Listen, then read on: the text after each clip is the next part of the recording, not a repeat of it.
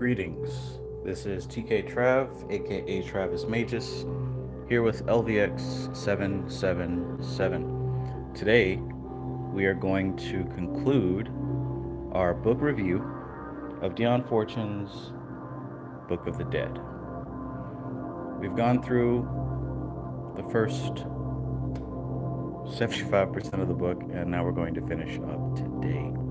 So, one of the key things is to remember what she said about heaven and hell and purgatory and even earth.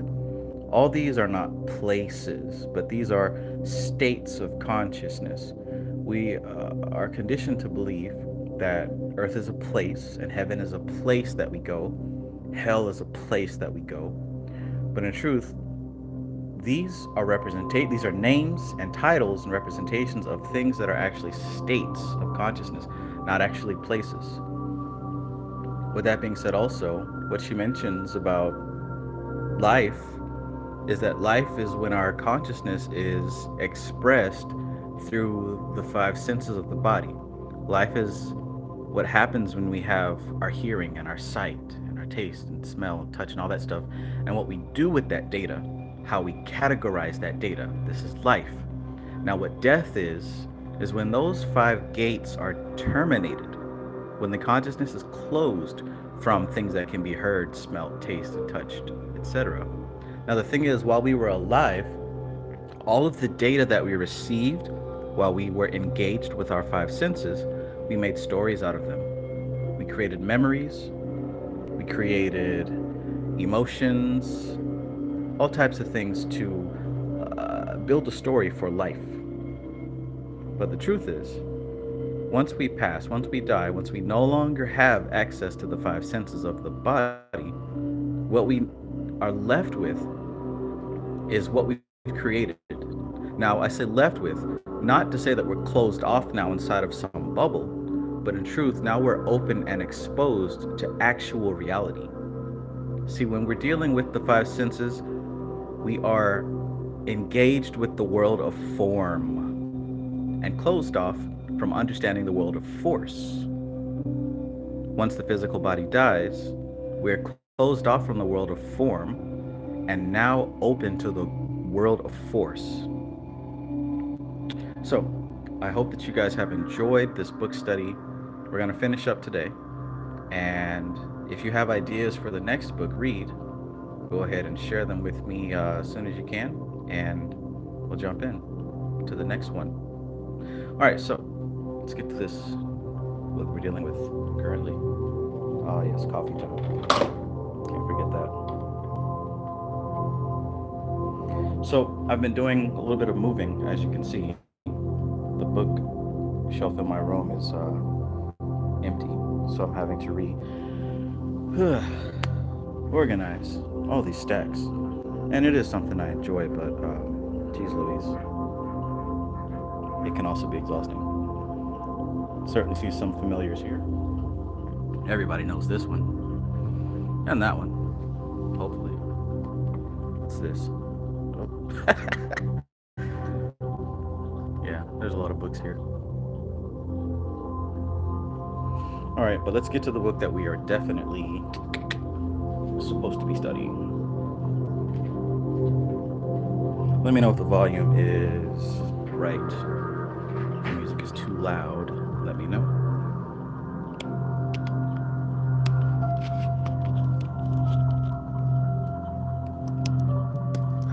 Today's fragrance is vanilla, as usual.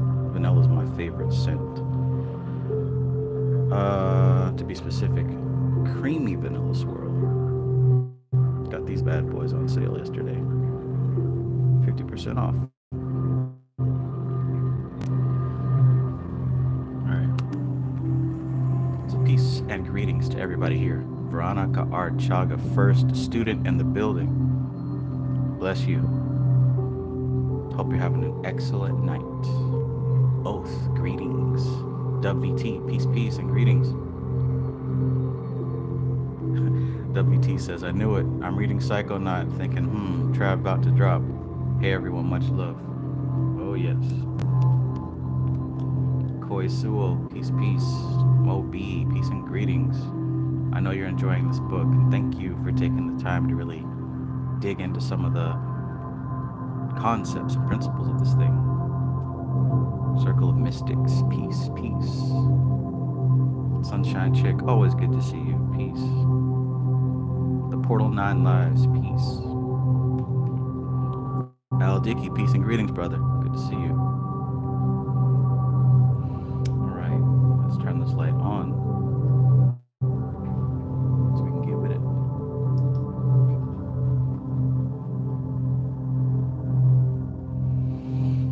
Again, let me know if the volume is off balance so that it can be corrected.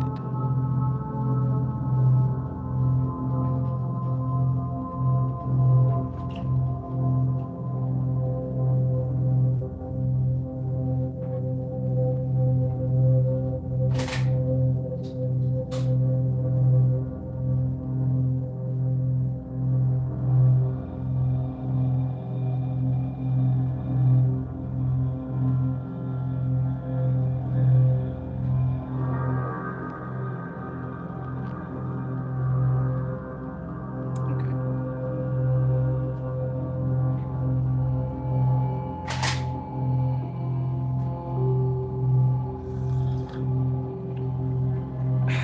Good stuff, good stuff.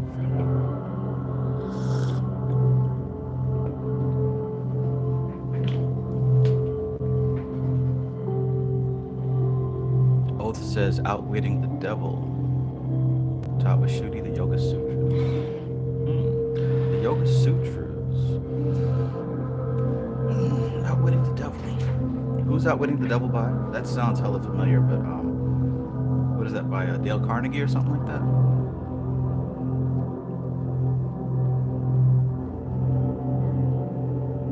Maxwell Ali. Al Ali. Maxwell Al Ali piece.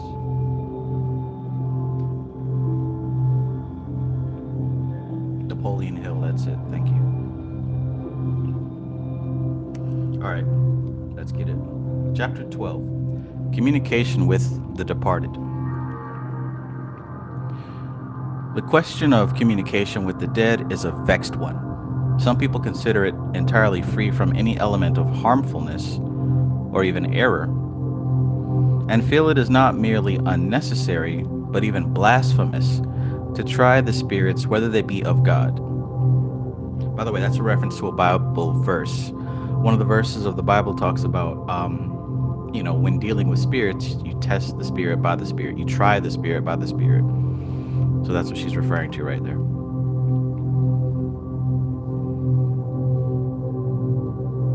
So she says that some people feel that it's not merely unnecessary, but even blasphemous to try the spirits whether they be of God. Others, and among these are many occultists, consider any attempt to communicate with the dead to be open to grave objection and harmful to both dead and living.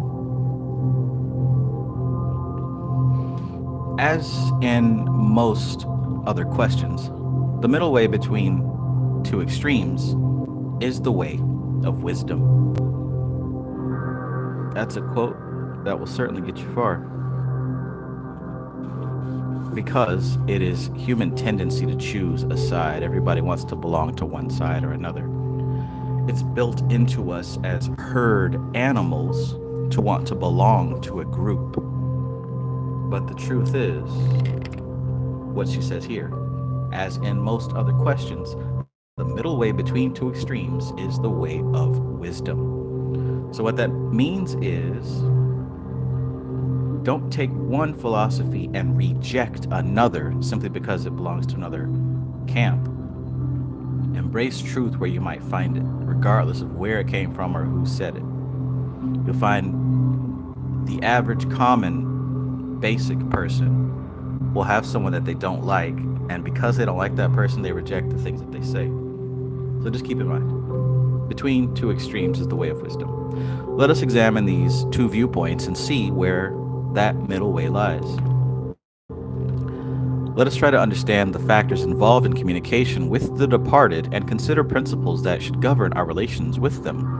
For we have relations with them whether we are consciously in communication with them or not. It's another key. That's another key. I think since I began doing this, and probably till the day that I am no longer here, people ask me, how do I communicate with spirits, whether they're demons or higher angels or relatives or elementals. But the thing is, you're never not in communication with these things. What matters is whether or not you're aware of it or not.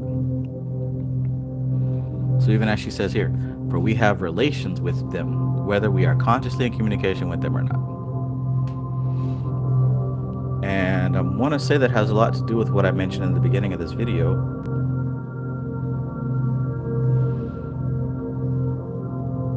As far as your consciousness being expressed through the five senses during life and cut off from the five senses during death.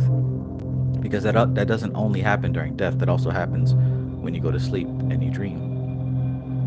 Your consciousness is pulled away from the five senses and you enter the inner world, the subjective world. And it's here that we find all manner of spirit.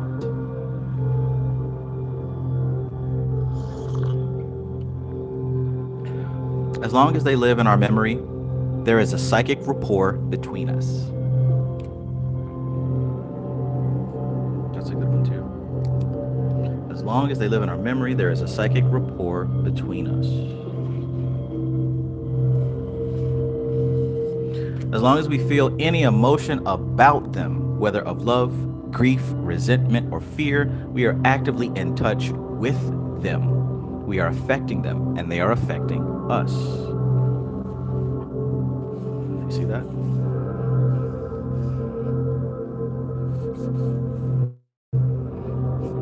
It doesn't start when you pick up a book or when you light a candle. It starts even before you get the notion to work with a spirit.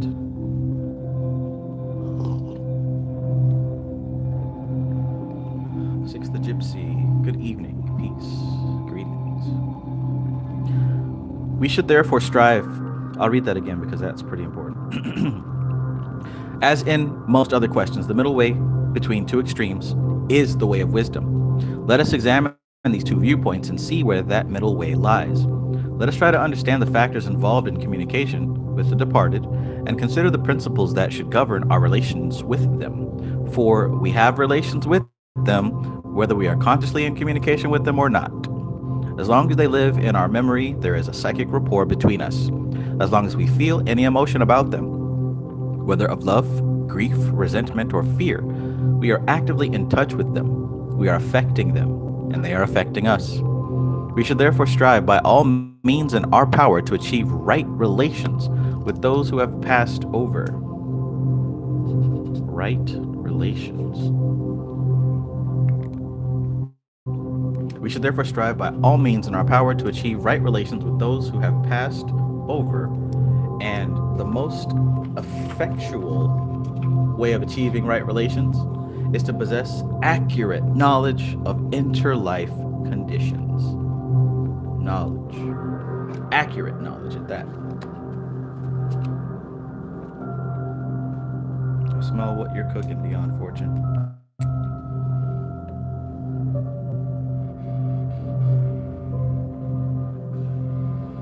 Accurate knowledge. So the person who has recently passed over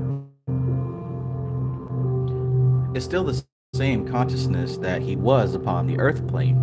He awakes from the sleep of death into which he has been thrown by the great anesthetist in exactly the same frame of mind as he was in prior to his passing. In this state, he is readily accessible from the earth plane. This condition soon fades, however, unless his memories be renewed and kept vivid by communications through a medium. Provided the disembodied soul is of normal and harmonious character, it does neither the dead nor the living any harm to exchange greetings during this phase of the disincarnate period. In fact, if the departed soul has any unsolved problems upon his mind or is anxious concerning his dear ones, it is of the greatest advantage to give him the opportunity of unburdening himself and completing any arrangements that he was unable to make before death came upon him. Souls sometimes cannot rest until they have done this and remain in this intermediate state, anxiously trying to make themselves heard upon the earth plane. To such souls, a medium can be of greatest service. We must always remember, however, in dealing with the departed, that in a normal death process, this phase is comparatively brief, a matter of months at most, and that if we keep the attention of the disembodied soul focused upon the earth plane by continually calling him up through a medium, he may fail to fall into the second sleep, which heralds the second death.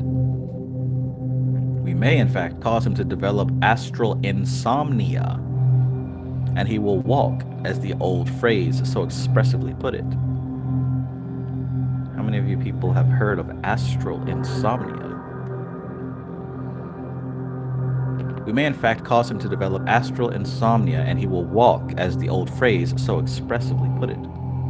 It is possible for spirits to become earthbound simply because they are kept from the astral sleep too long and adapt themselves to an intermediate condition instead of going on with the death processes and attaining to the next phase of the interlife states. Generally speaking, while it may be justifiable to get through once or twice to those we love after they've passed over, it is inadvisable to keep on doing so because it is bad for both of them and us.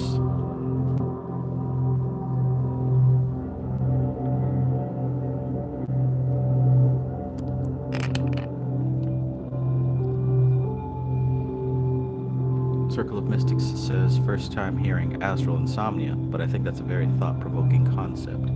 I agree.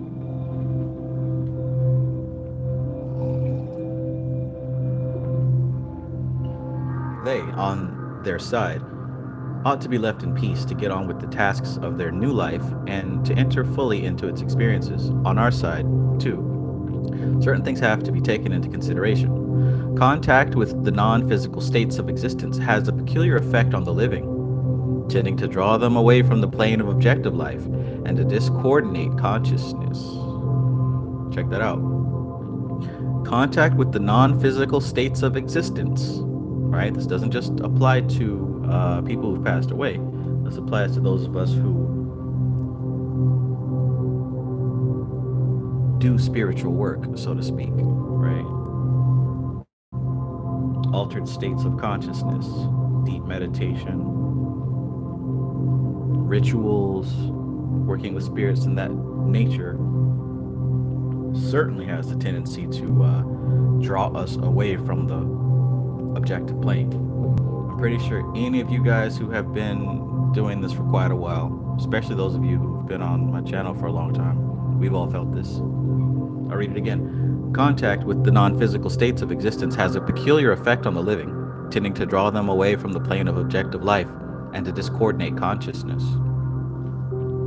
This occurs even when the communicating entities are of the highest type, and it is well known by all who have had experience in the matter that precautions have to be taken to close the gates behind us each time we return after having issued forth from the house of flesh. Why do you guys think that is? Why do you think it is that we have to close the gates behind us when we come back from our inner work, even if we're dealing with high so-called pure entities? Why do you think that might be?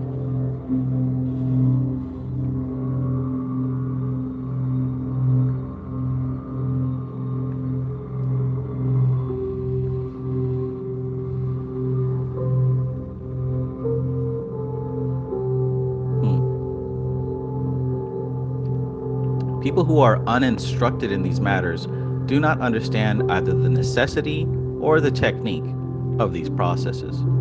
The medium of high type, who is working under good guides, is looked after by the guides themselves, who see to the closing of the gates from their side of the veil. Check that out. Check that out. That is a very important thing to consider, right? There's all types of spiritual work And everybody's not cut out for all types of spiritual work. Mainly because some of this deeper work, some of this higher work, requires assistance from the other side. And when I say deeper work or higher work, because I challenge any of your other favorite YouTubers to define these types of phrases. At first, we can look at reality as a ladder going from lower to higher, right? You could even visualize the tree of life. And you can say at the lower end of the spectrum, you've got an individual, five senses, everyday life, your job, your family, kids, or somebody else's kids, school, all the other day to day stuff, right? Then, right above that, you got the etheric plane of the imagination and where all these daydreams and visions are. Then you got the astral plane that you usually touch in dreams. And above that, you got the mental plane, which is where a lot of these concepts that run the world and push the world, a lot of the life force behind the memetics of reality reside. And even higher up you go. Notice how the further up you go, the more away from everyday life it gets. So by the time we get to the mental plane and the spiritual plane, we're dealing more with a generalized, large net of experience. Whereas at the bottom of the scale, we're dealing with terrestrial human experience, right? Got to pay the bills. I need more toilet paper, that kind of thing. Whereas up here, you're dealing more with the laws of the universe, right? The patterns of nature, the patterns of reality, cycles and relationships and things of that nature. So when we talk about higher work, we're talking about work that deals more with the universe versus the individual's experience. Let me know if that makes sense. And to really expand that further, right? Because this isn't necessarily an experience of higher versus lower. In fact, take that same thing, that same up down ladder, as a slice of pie, and let's expand. Instead of an up down ladder, we've actually got a circle. And at the center of the circle is that human experience, the day to day life, your job, your toilet paper. You need some more bread for your hot dogs and hamburgers. Make that the center of the circle of reality. And wrapped around that would be the etheric plane, around that would be the astral, the mental. And the more that you expand outwardly, the more that you get away from that center, you go more towards general and subjective concepts. So when we talk about doing these higher workings, we're talking about dealing in a realm that is very much removed from day-to-day life. Now, being the magician, right, we look at the magician tarot card, as above, so below. The magician, the magus, becomes that medium point, the medium point that connects the absolute reality to the relative reality. The magician is that medium conduit that connects those higher concepts to the everyday life. What do I mean by that? So let's say, for example, you want to do a ritual for money to get yourself some abundance. Well, what actually happens is as you're expanding your consciousness, you're working towards the concepts of abundance and wealth, not your personal concept of it, but the universal concepts of abundance and wealth. If you need help with that, you can envision the territory of the sphere of Jupiter, right? Because Jupiter is typically associated with expansion and abundance, right? Jupiter is so far removed from everyday life. Jupiter doesn't care about Joe Biden or high energy beam weapons burning up Hawaii or whatever people are talking about. These higher concepts are so far removed from everyday life, yet they're eternal. The human race, for as long as we can write words on paper, has always known about Jupiter, right? So we've attributed that concept with wealth and abundance. As the magus, as the magician, your job is to reach up to that concept and grab it and channel that pattern of movement, channel that pattern of energy down and connect it to your terrestrial everyday life, right? You channel that energy, quote unquote, and point it to where you want it to go, quote unquote. The other pretenders on YouTube can't explain that to you. Now, what does that have to do with this right here? She says that the medium of high type who's working under good guides is looked after by the guides themselves, who see to the closing of the gates from their side of the veil. And by the way, you do that process with a sigil, with an entity that deals with that, whatever. What she's talking about here, as far as the medium of high type who is working under good guides, is looked after by the guides themselves, who see to the closing of the gates from their side of the veil. Now, that can mean a number of things, but to keep it general, I gave you the illustration of the magician connecting as above, so below to orchestrate their life as they see fit. Well, in that connecting process, there are other intelligences that are associated with the working itself. So, just as an example, let's say the spirit of Jupiter, the intelligence of Jupiter. You can say Zeus, or you can say, I believe it's Bethor. Does anybody know the Olympic spirits? I believe it's Bethor that's associated with Jupiter. Some type of, or even an archangel. I believe it is Zadkiel. Some type of intelligence associated with that thing that you're working on helps you in the ways that they know that your tiny human mind or tiny human ego won't think to safeguard.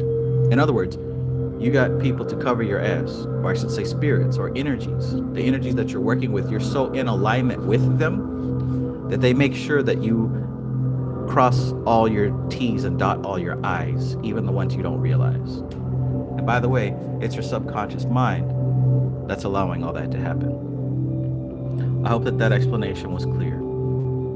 If not, keep doing magic.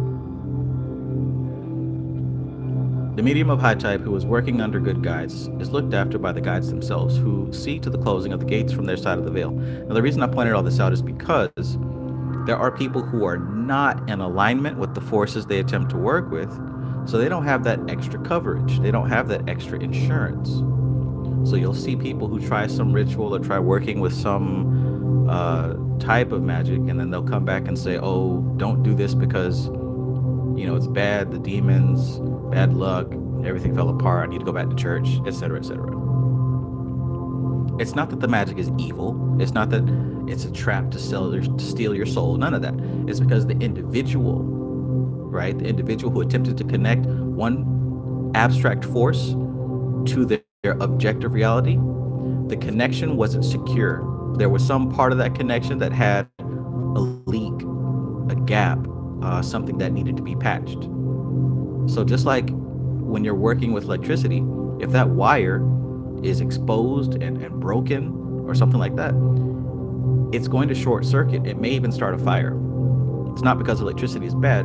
It's because the job was not the most professional.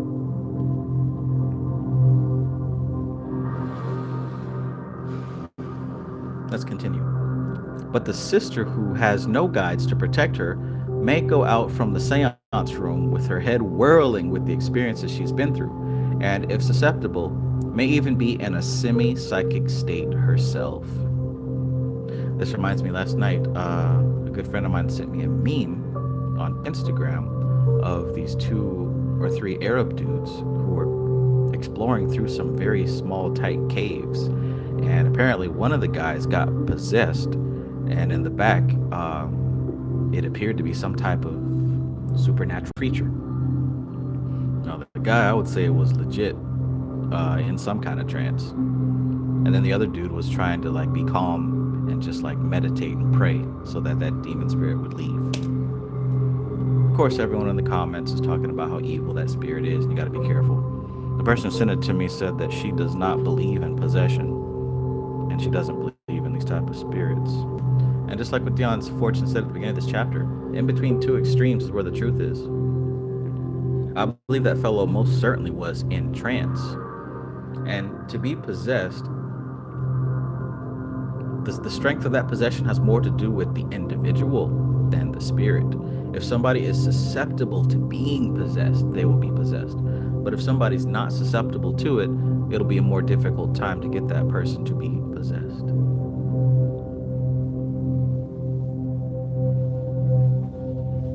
As far as the entity thing in the background, I wasn't there, so I can't say if that was real or not. But I can say, if a person believes that they're possessed and they go into trance deep enough, they can most certainly manifest things associated with possession.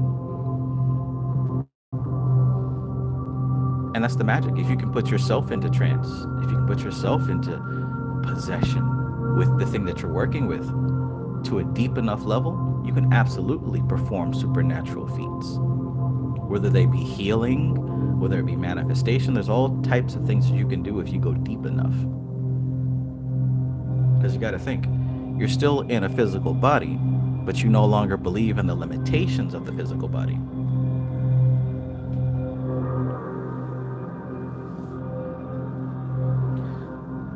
Natural Mystic Peace. Natural Mystic says, be strong minded to fight against outside possessors. I'll agree with the be strong minded part, yes. What I won't agree with is the fighting against outside possessors. Because when I mentioned that whole chain of command, all of that chain is aspects of the self, right? Even if it's unconscious aspects of the self. That Olympic spirit, Bethor. If I'm incorrect, somebody please correct me. Look up the Olympian spirit of Jupiter. Even that is an aspect of the unconscious self. All of these types of entities and spirits are aspects of the unconscious mind. It's about that connection of the magician, as above, so below. If you're able to grab it, grab hold of it, and bring it into your objective life, if you're able to do that, that's what it means to be possessed by these entities. Now, the thing is, if an individual does not have a very solid, structured mind, then you're going to tap into and channel things that may not be useful or appropriate with you. And that's when we get harmful behavior. Because again, imagine if you're in deep trance, if you're quote unquote in possession, like I said, you're still in a physical body, but you no longer believe in your limitations. Now, if you're not well constructed to begin with, you can easily hurt yourself. You can't blame it on a demon. You can't blame it on a demon. You have to blame it on yourself for working with things you're not prepared to work with. This is why shadow work is so important. Because it allows the individual an opportunity to see themselves clearly in a mirror and see what their strengths are and what needs to be worked on. If you don't take that step, if you don't give proper allowance to identifying your strengths and the things that need to be improved, then you're going to find out those weaknesses in the worst way possible. Okay, the chat says I'm correct, Bethor. Yes. Greetings, Indigo Blackbird. Sunshine Chick says Bethor, who commanded 29,000 legions of spirits. He rules 42 provinces. His planet is Jupiter, seal of Bethor, Bethor of seal.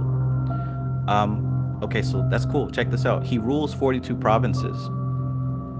Now take into consideration what the symbol of Jupiter looks like. 42?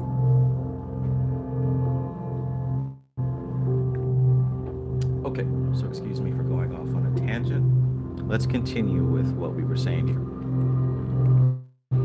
And again, all that was to talk about this woman who was in the seance room, wasn't well prepared, and she comes out of that seance still quote unquote possessed. The medium of high type who is working under good guides is looked after by the guides themselves, who see to the closing of the gates from their side of the veil. Note for all of you practicing occultists, work with energy that you are in alignment with, and they're going to look after you. Not because there are sweet angels in the heavens who love you, no, but because if you're in alignment with the energy you're working with, that means your subconscious mind and your unconscious mind is going to see to it that all aspects of this operation are going to flow smoothly, right? It's going to flow smoothly. So, but the sister who has no guides to protect her may go out from the seance room with her head whirling with the experiences she's been through, and if susceptible, may even be in a semi-psychic state herself. To clairvoyant sight, she will appear surrounded by a host of beings who have been attracted to her sphere during the seance and who have not been dispersed at its closing. So check that out. Again, if you're working with this stuff and your mind is not structured in such a way that you're not going to break, you're going to attract things to you, right? Let me try to explain this without being all spooky. I'm not saying that, oh, you're going to attract evil spirits. What I'm saying is, if you haven't looked in that mirror and identified your weaknesses, when you deal with power, those weaknesses will be exploited. Just like if you got a wire with a break in it, if you send high voltage through that wire, it's going to short circuit.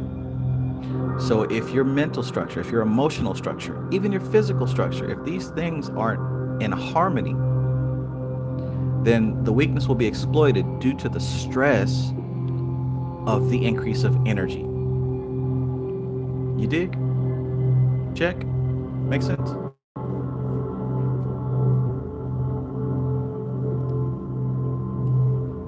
That's the same reason why, if you go into deep enough meditation, the things that you're addicted to, the pleasures or the pains that you're running from, are some of the first visions to start coming up in your head. Right? That's why.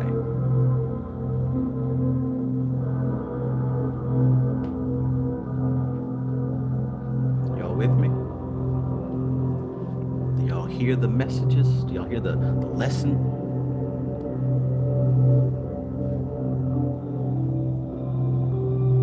I'm sure you do. I'm absolutely positive. So let's continue.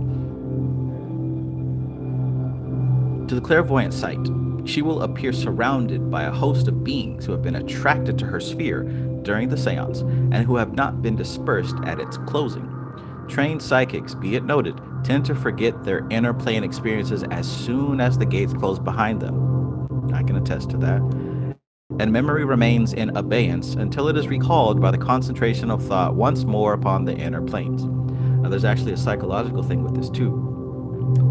Memory is state dependent. So what that means is, whatever state that you're in, the things that you do and say and experience, you're going to remember better when you're in that state again. So for example, when you're pissed off and you're upset, all the things are going to come to your mind that made you pissed off and upset last time. And if you're feeling great, good, and wonderful, chances are you're not thinking about any of that stuff. So likewise, when you are doing your ritual and you're in a deep trance, because that's such a rare experience for most of us, we tend to forget as soon as we come out of the ritual, the same way that we forget our dreams when we wake up. But once we go back into ritual, it's a lot easier to tap back in. Has anybody else experienced that?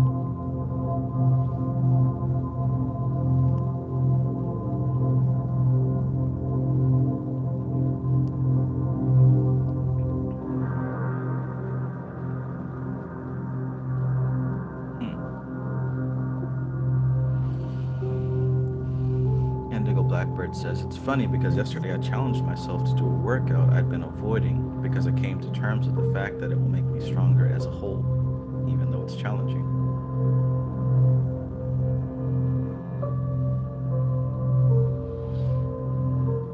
It's wonderful to identify our strengths, and it's even more wonderful to identify areas that need improvement. I say that because even though that kind of sounds obvious, the execution of that is not common. Most of us run from the things that we need to work on.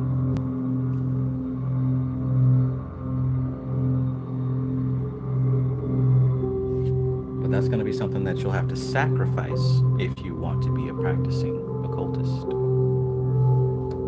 Okay, so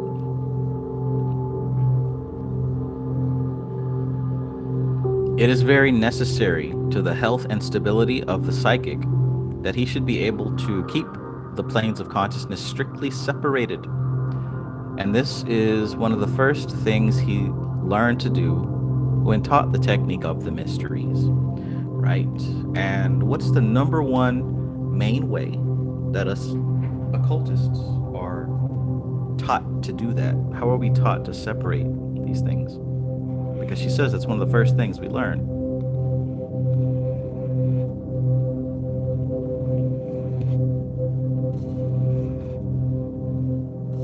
It is very necessary to the health and stability of the psychic that he should be able to keep the planes of consciousness strictly separated, right? This is how you know the difference between the physical plane, etheric plane, astral plane, mental plane, spiritual plane, right? If you don't keep them separated, it's going to be difficult to know which is which. Vast majority of people aren't even aware of the existence of an etheric plane. Now they deal with it, but they're not aware of that there's actually a thing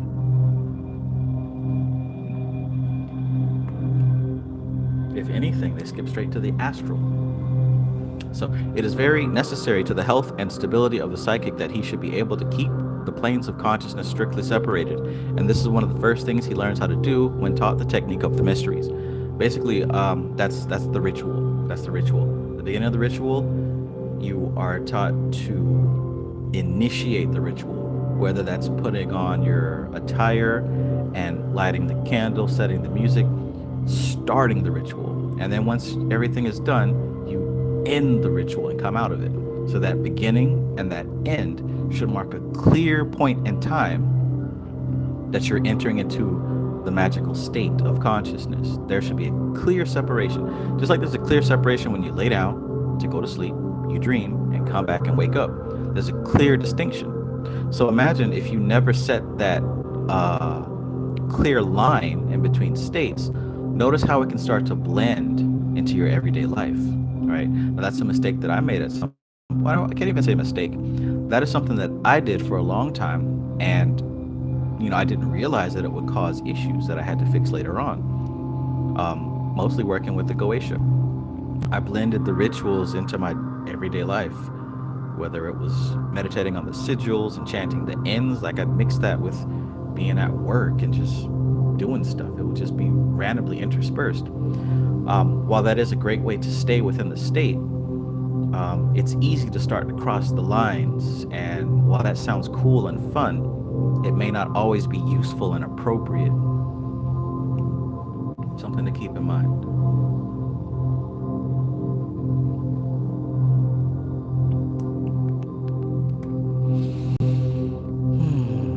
The inexperienced sitter has no such technique and may have no one to advise her. And the consequences are apt to be unsatisfactory or even dangerous. She becomes incoordinated and unsettled upon the physical plane, credulity growing with what it feeds upon, until the bounds of rational living are overpassed and mental unbalance becomes apparent. And that's exactly what I was talking about.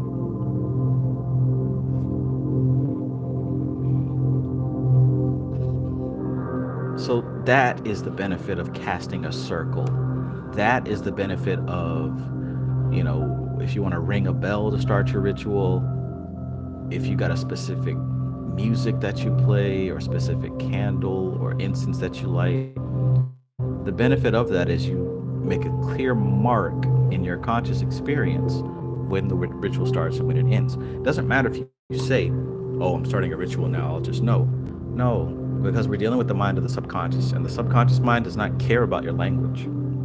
It doesn't care about the things you say. It doesn't care what pronouns you use. It doesn't care about any of that stuff. What the subconscious mind reads is symbols. So if you associate a symbol with the beginning of your ritual, if you associate a symbol with the beginning of your state, that's what the subconscious mind is going to log. It doesn't remember the words. It doesn't care about the words. Unless, of course, you're using a specific word that serves as a symbol. And you only use that word or symbol in association with the ritual. But it's much easier to use something visual or some type of auditory, like a bell or, you get what I'm saying. Hopefully. Or maybe not.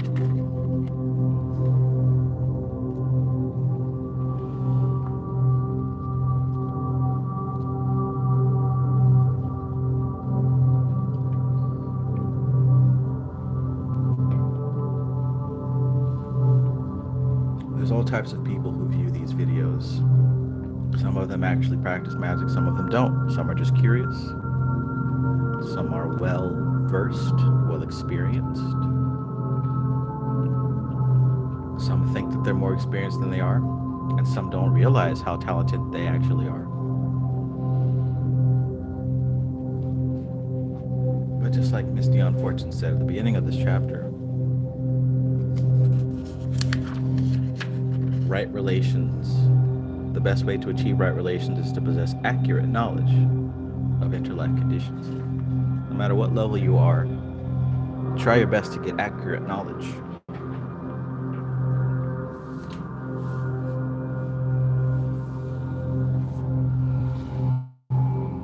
quote unquote levels. It has nothing to do with rank or how much you know. It has everything to do with how you process what you know. It has everything to do with how you align what you know. It has everything to do with how you develop the relationships between the stuff you know. So you're not a more experienced or a better occultist than anyone else because you know more words or because you know more names of deities.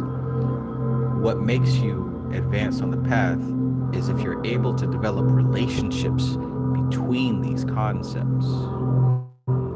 Check.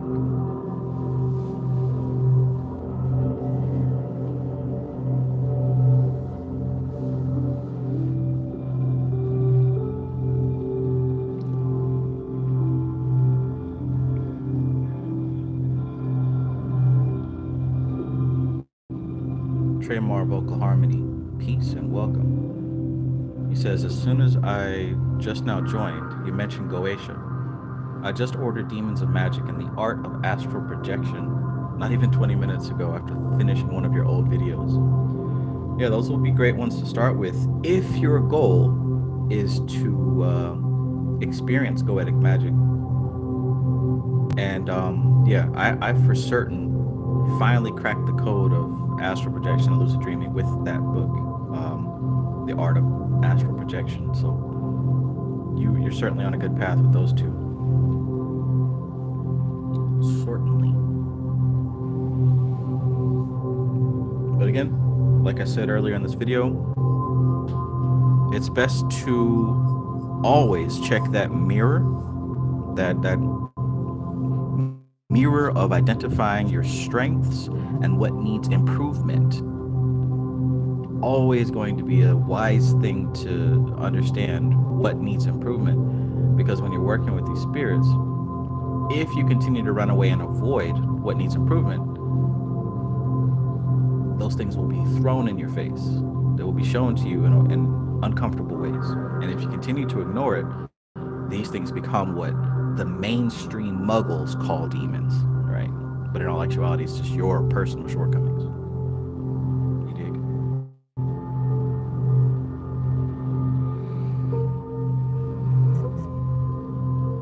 Oh, I should plug my phone in, or else it's gonna face a personal shortcoming.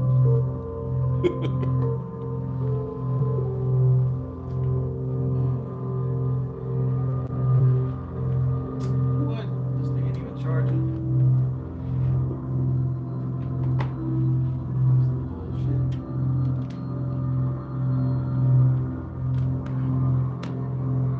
That is bull malarkey. Hakeem Lamidi, peace. STVNS, peace. STVNS says, how do you find your strengths?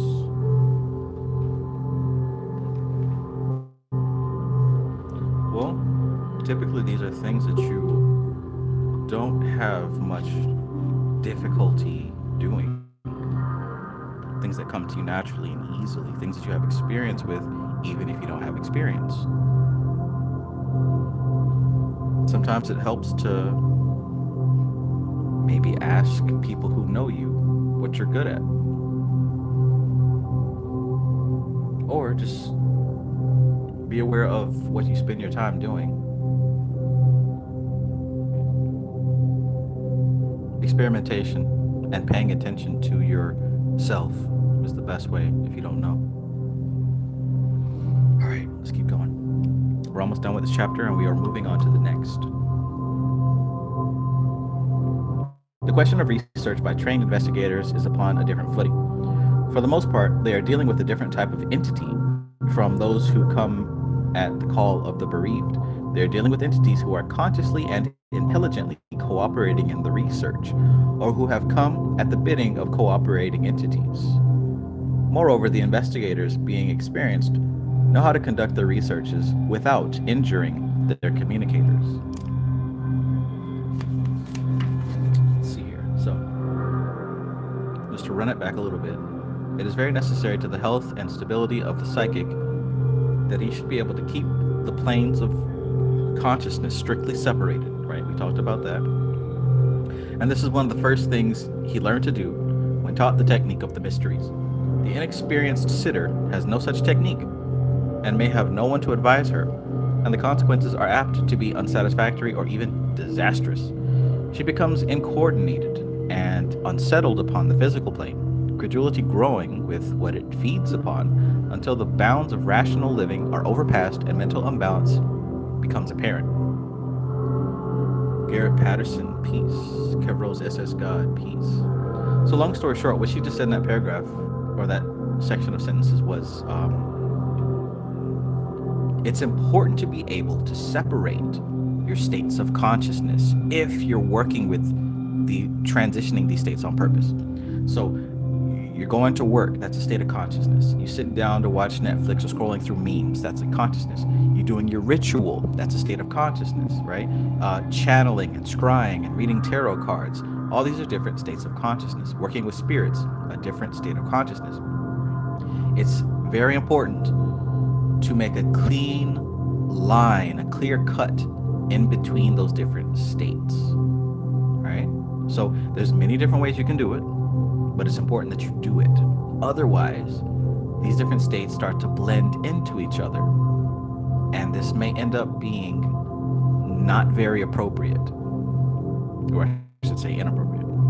And what Dion Fortune says, you become incoordinated and unsettled upon the physical plane, credulity growing with what it feeds upon, until the bounds of rational living are overpassed and mental imbalance becomes apparent. Mental imbalance becomes apparent, right? As the Brits say, cracked. Maybe or maybe not, you've seen people who have dealt with magic and spirituality, and it does get overwhelming to the point that they behave erratically, strangely. I've seen it happen a few times on the other side of the screen. So then she says, the question of research by trained investigators is upon a different footing. For the most part, they are dealing with a different type of entity from those who come at the call of the bereaved. All right, so trained investigators are usually dealing with a different type of entity than people who are simply wanting to communicate with the dead. That's what she says here. They're dealing with entities who are consciously and intelligently cooperating in the research, or who have come at the bidding or cooperating entities. In other words, if I'm working with the Goetia or any other type of spirit like that, right, these spirits are also working with me. So it's not a closed thing. It's an open circuit. If I'm working with a spirit, that spirit is working with me. Or some spirit that represents that spirit. This is where the legions come into play. She says, or who have come at the bidding of cooperating entities. So just like earlier, Sunshine Chick listed that Bethor, the Olympic intelligence of Jupiter, has 42 legions. I may not be pristine enough in my intelligence to work with Bethor directly, so I'll get one of his layers, one of his 42 members of the 42 legions. Capacity. If you're working with the spirit, you're more than likely going to get into touch with one of their legions. That's what you can handle at your current intellectual and emotional capacity, which is just fine.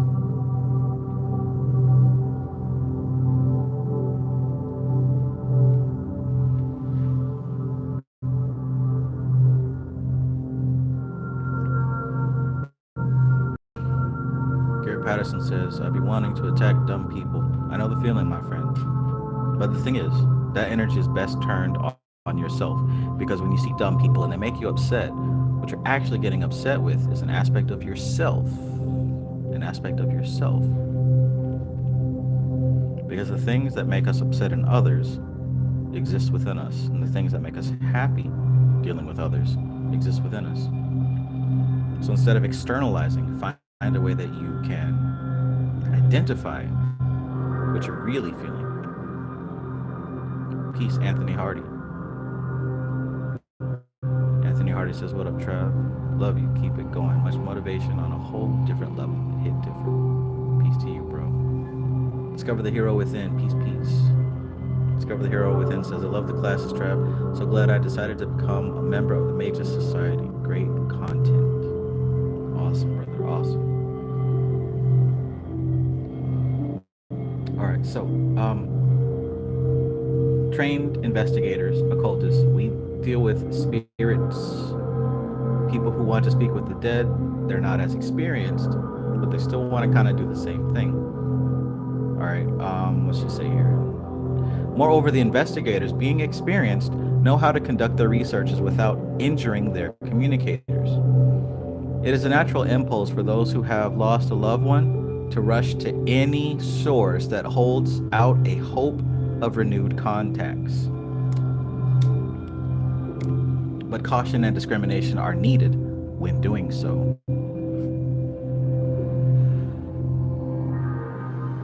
There have been plenty of people who don't watch my content, don't know anything that I'm about, but know that I quote unquote work with spirits. And they've had someone pass and they'll quickly come to me and say, hey, can you get a message from a loved one that has passed? Or can you send a message? Whatever. And these are people who, before that passing of the loved one, would never look in my direction.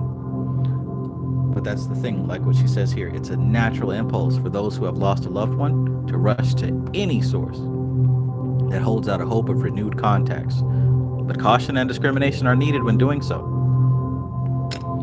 It is not enough to obtain an evidential message. We must satisfy ourselves that we are obtaining it under conditions that will not injure either the dead nor the living. And these are conditions that have to be carefully observed with due regard to all the circumstances of the case and the temperament of the disembodied soul.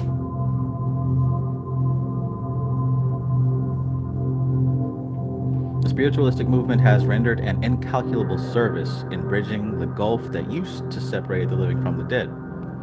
The fact of the survival of bodily death has been established beyond any possible question by any reasonable person who will take the trouble to acquaint himself with the evidence. So even back in the 40s and 30s, we knew that there is the existence of consciousness beyond the death of the body. We knew that.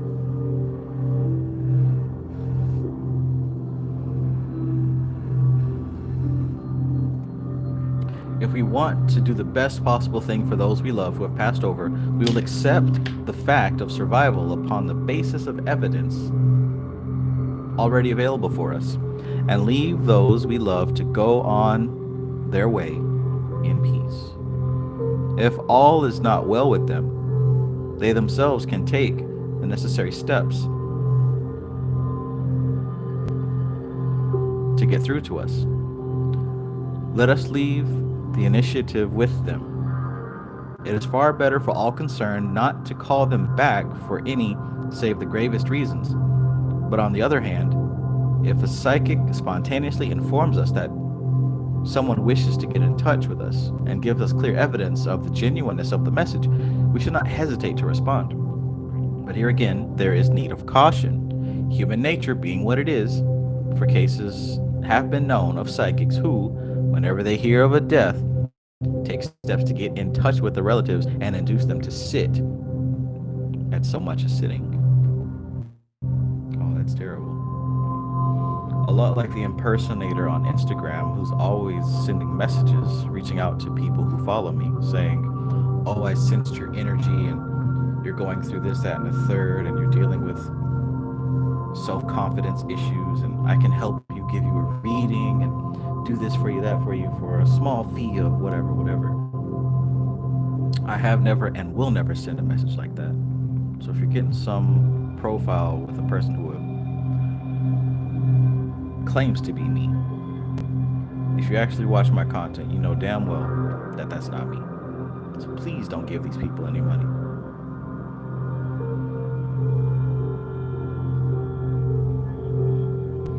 Firehorse Klaatu, peace. Shout out to you, Travis Magus from Firehorse. Peace. Time Traveler, greetings. Chapter 13, The Pathologies of Death, Part 1. All right. Y'all doing all right?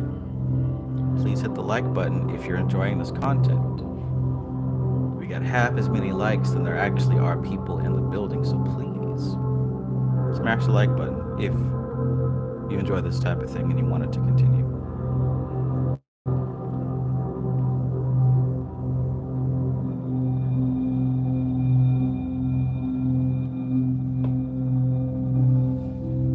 In the words of DJ Khaled, we the best. Who? We.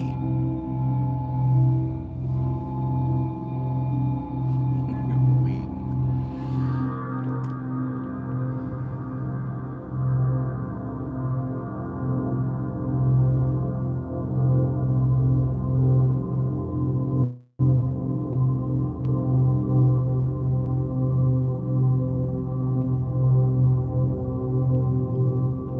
Chapter 13, The Pathologies of Death, Part 1. Hitherto in our studies, we have been considering the normal course of death.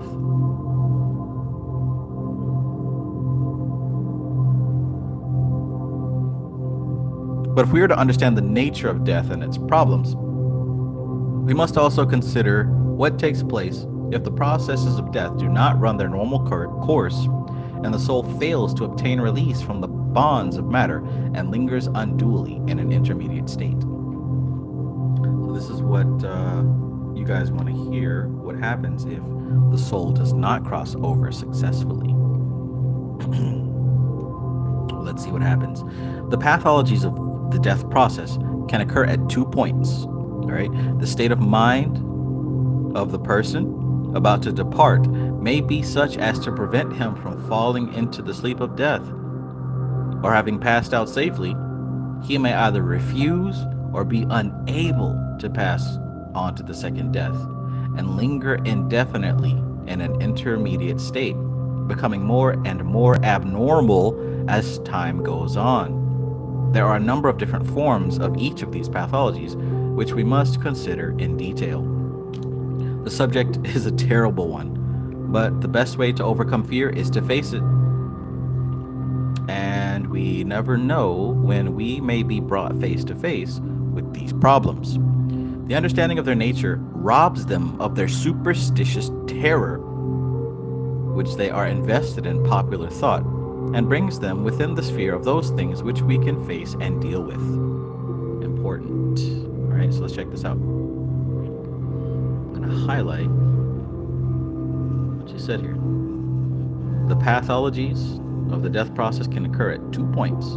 Point number 1, let's say that when the person passes, their state of mind may be the type to prevent them from falling into the sleep of death.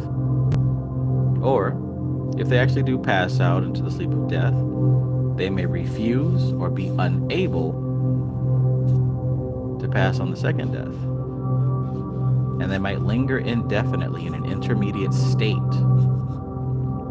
And what's bad about that? We'll check it out. Lingering in that intermediate state, they become more and more abnormal as time goes on.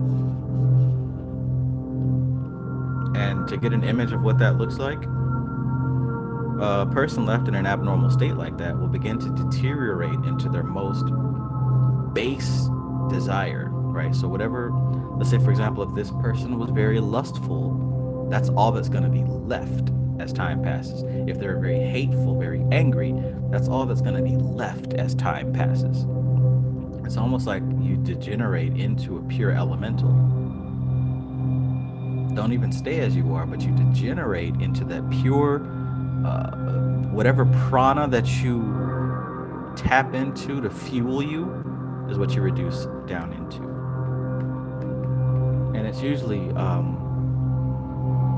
because this whole thing deals with ego attachment and clinging to the human life, it's going to deal with, I guess you could say, one of the 7 deadly sins. One of the things that human beings love to do: fighting, eating, sexing, sleeping. Mate, feed, kill, repeat. Christian Cloud, peace, peace.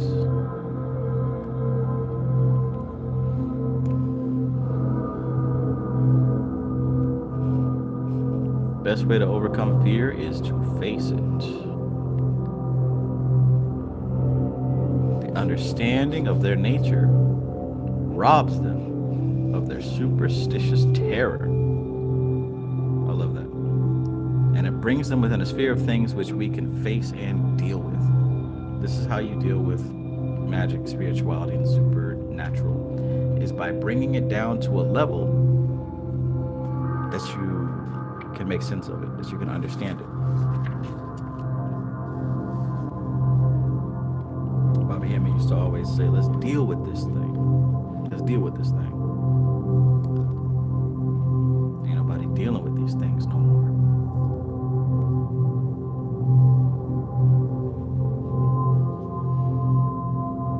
The spirit in which a person faces death is all important in determining the harmony or otherwise of the death process.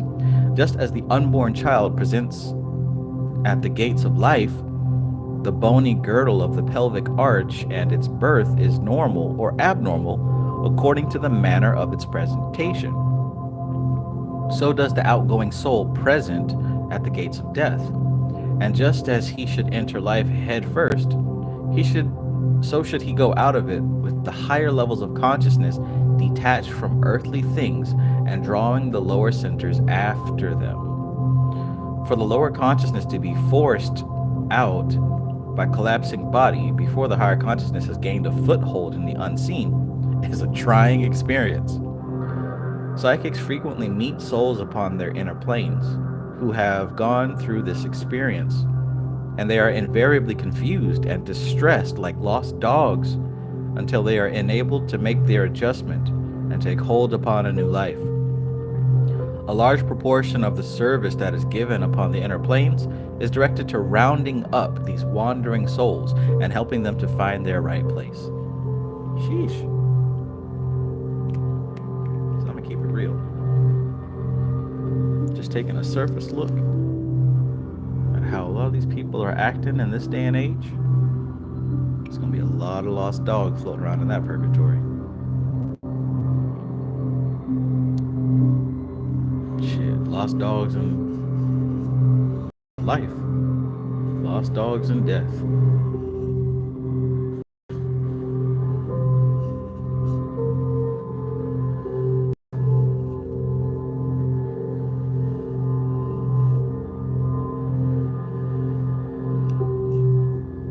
To die in ignorance is a terrible thing.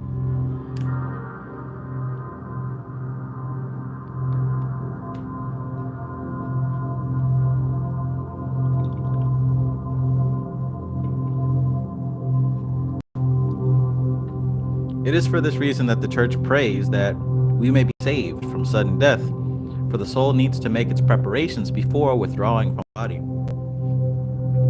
The soul of a man who is killed instantaneously or who dies without recovering consciousness has certain difficulties to overcome, which do not beset the person who dies naturally and gradually.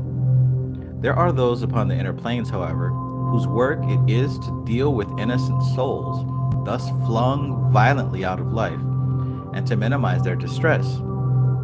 Psychics tell us that these watchers hover like hawks in the hither hereafter, watching for outcoming souls, and going on swift wing on those who show any sign of distress.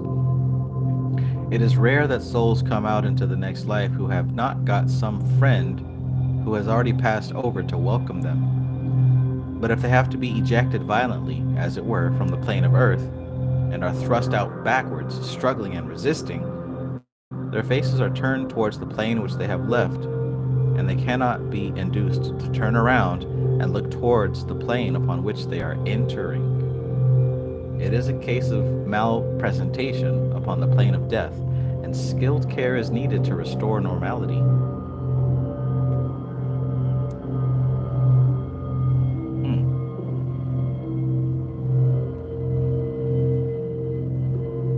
What an image she's painted there.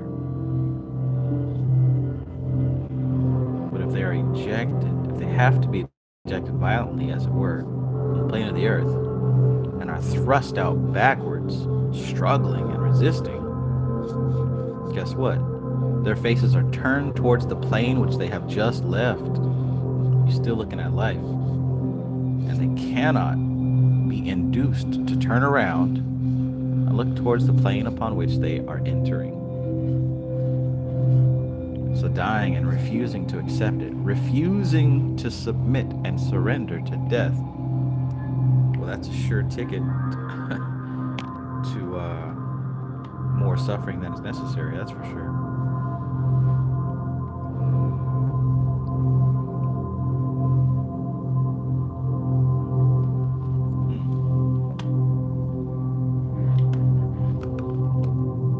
It is a case of, yeah, I already read that. The man who fears death greatly is liable thus to malpresent, and he is born into the next life with suffering, difficulty, and anger. If he fights up to his last breath, the great anesthetist may be unable to get in his merciful work, and that soul goes through the death process in full consciousness. Ouch.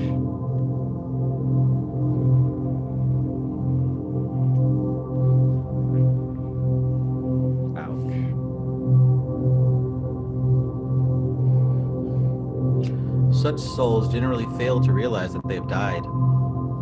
They are accustomed to look upon death as synonymous with the extinction of the consciousness, and if they find that they have not lost consciousness and still retain, in their own imagination at any rate, the same body that they've always had, though devoid of sensation or weight, it takes some persuasion to convince them that they have passed through the gates of death and are disembodied. So imagine that. Somebody who fights and resists death so hard that they don't even accept or believe that they've died. And there they are, with their etheric body, believing that they still have a physical body, yet lost and confused in some strange dream-like reality. Sounds like Silent Hill or Jacob's Ladder. Yeah, makes me want to go watch that movie again. I used to be terrified of Jacob's Ladder.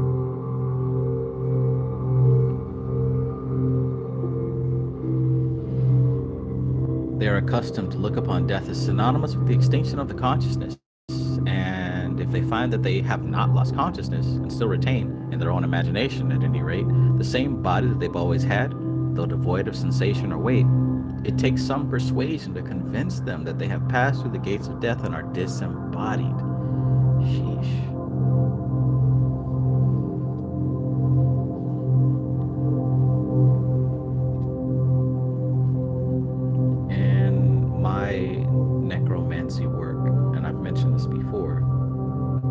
Across a soul just like this, a dude that I suppose he resisted death to the point where he didn't believe that he was dead. I had to give that lady her money back. I didn't like that feeling at all. They see themselves still as having their accustomed form, and they cannot be made to realize that it is only a thought form in their own imagination, and that nobody else can see it unless he is psychic. They naturally associate this form, just like the sixth sense. They naturally associate this form with their familiar haunts, and because they think of themselves as being there, ipso facto they are there, and can be perceived by psychics and sensed by any of their friends who are at all sensitive, often with very unfortunate results. This is rough stuff, man.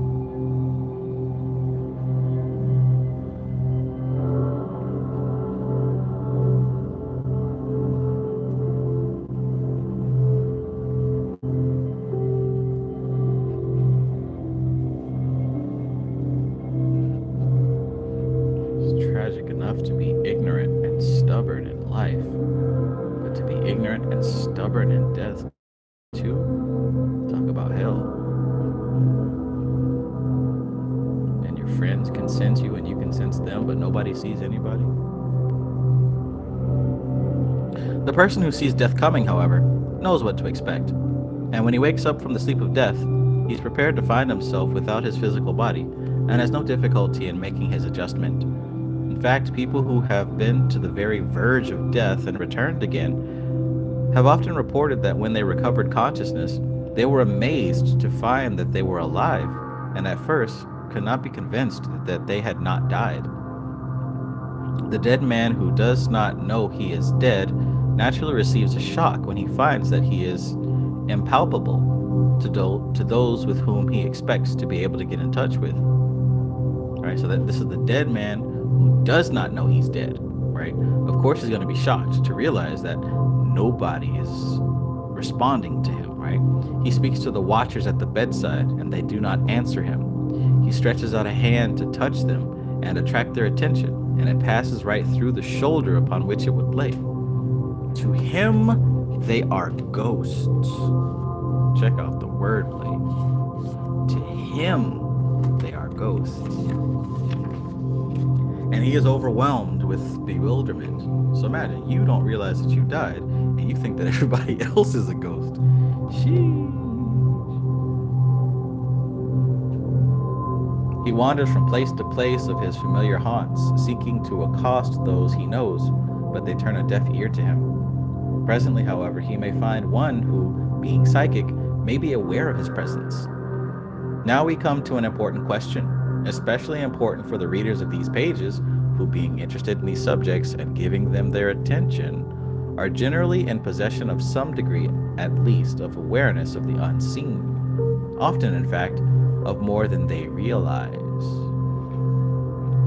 They have got to be extremely careful how they deal with the panic-stricken, disembodied soul, or they may find themselves in the same situation as the would-be rescuer of the drowning. Let me highlight that, because I know somebody listening might have ignored that.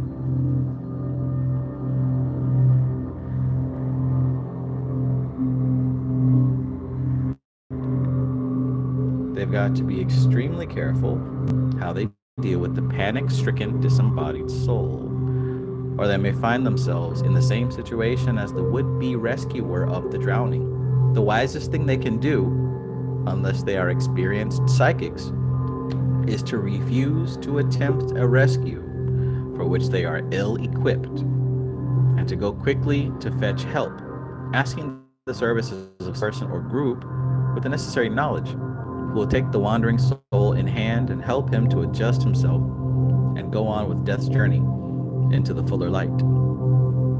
For remember this, once a soul has crossed the great divide, the way of light lies ahead, not behind. The one thing to do is to thrust him off from the earth plane, and by all means in our power to prevent him from obtaining a foothold upon that dark and slippery shore that leads down to the waters of Leth. You know what happens when you reach those waters. Make him turn around and swim to the other bank whether he likes it or not.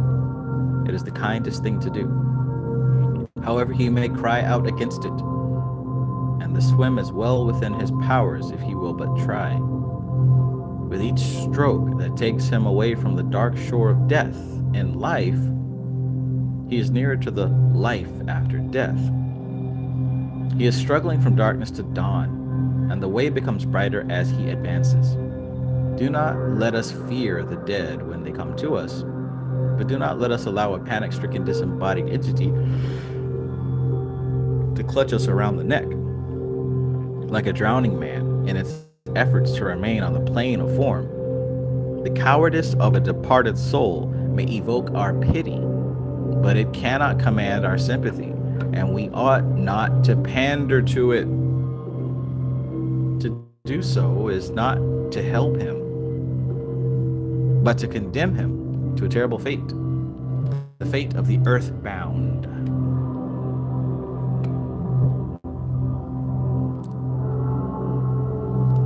Yet I know the number one thing that a lot of people who watch my channel want to do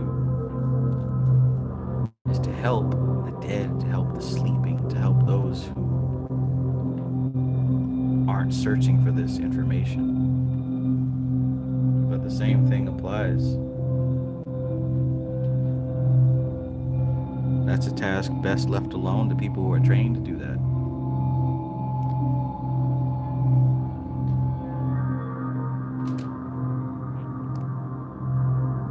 But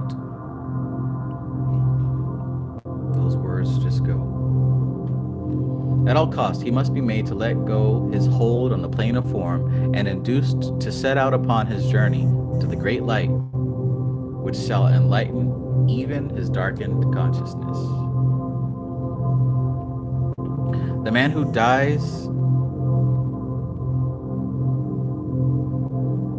the man who dies an accidental death, passing suddenly out of life in the full possession of his faculties, is usually dazed but not distressed because death has come so quickly.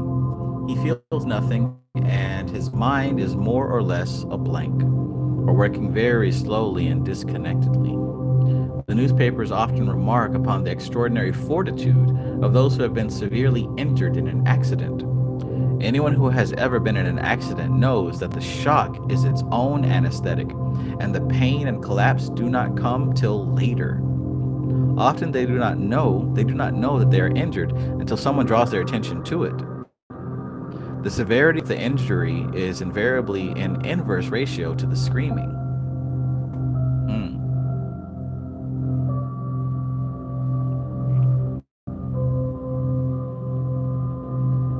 In other words, the louder the screaming, probably the less serious the injury is. And the more serious it is, the less the screaming. I've seen that.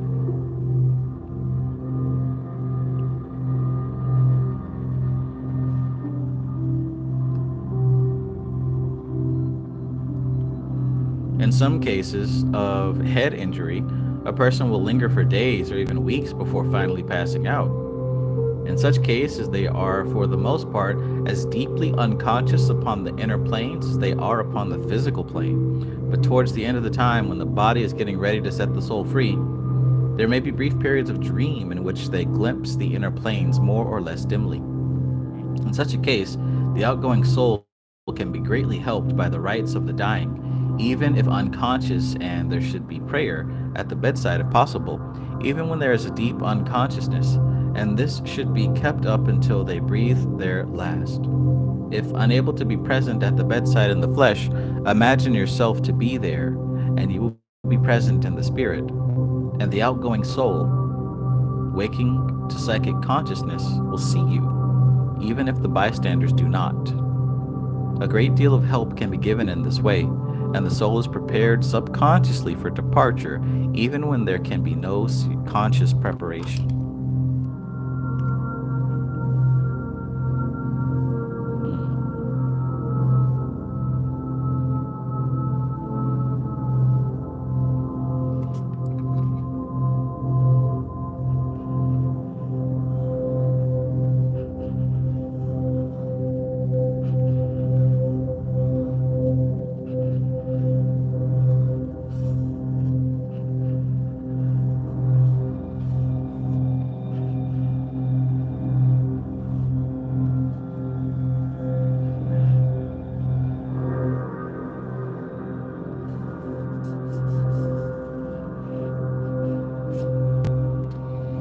Very nice.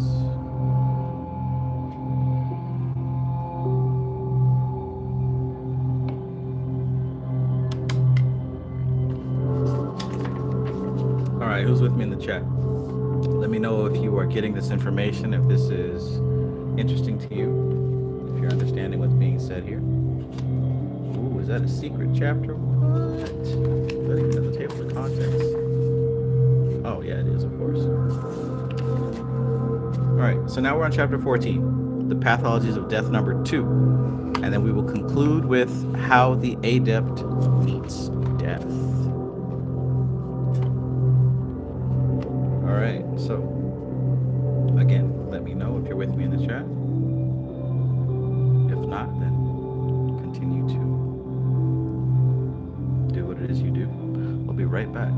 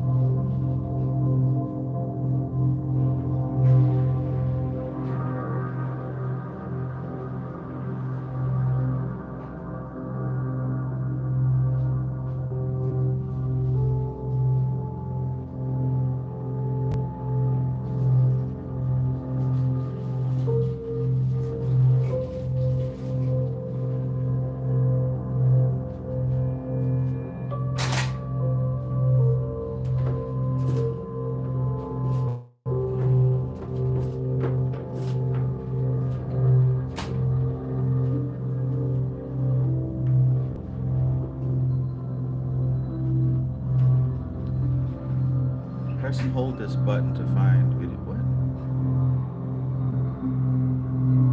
Oh well. Where we at? Where we at?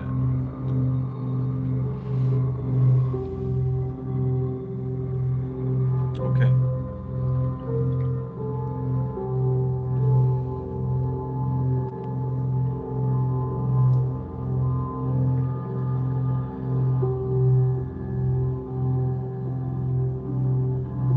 Valis says Friedrich Nietzsche ascended out of there when he died. He transmigrated on a new body. This is really Nietzschean.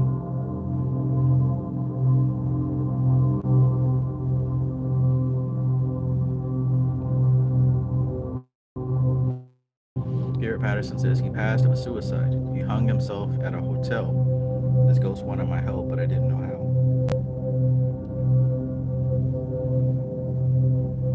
If you're someone who does meditate,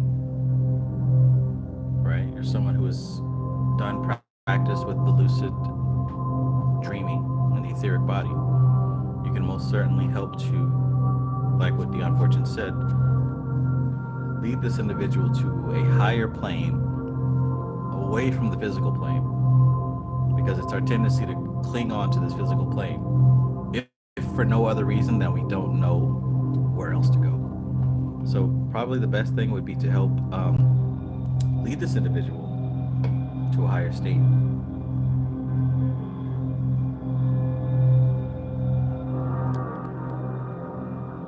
The same way you would help a blind person find the exit.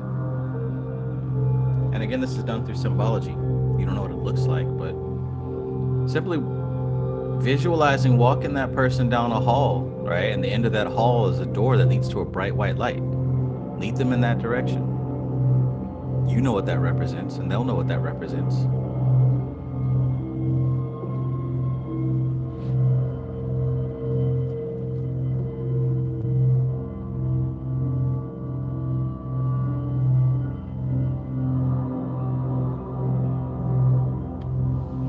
Circle of Mystics says, I love how this book has drastically opened my mind in various ways as it pertains to mediumship and other forms of spirit communication. Very intense, and I love it.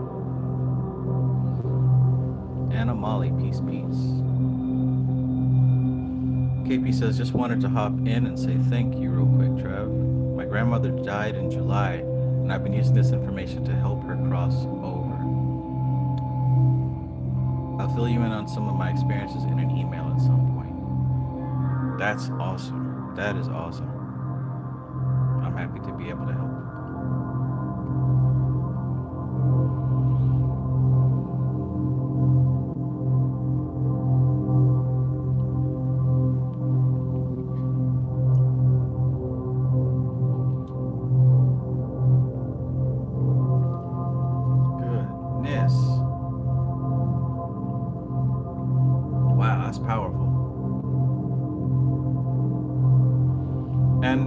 I also want you to know, because I know that there's someone listening, it isn't too late also. If you feel that there has been someone who passed before you knew what to do and it still lingers on your mind, like I wish I could have helped them, I wish I knew this stuff before, it's not too late.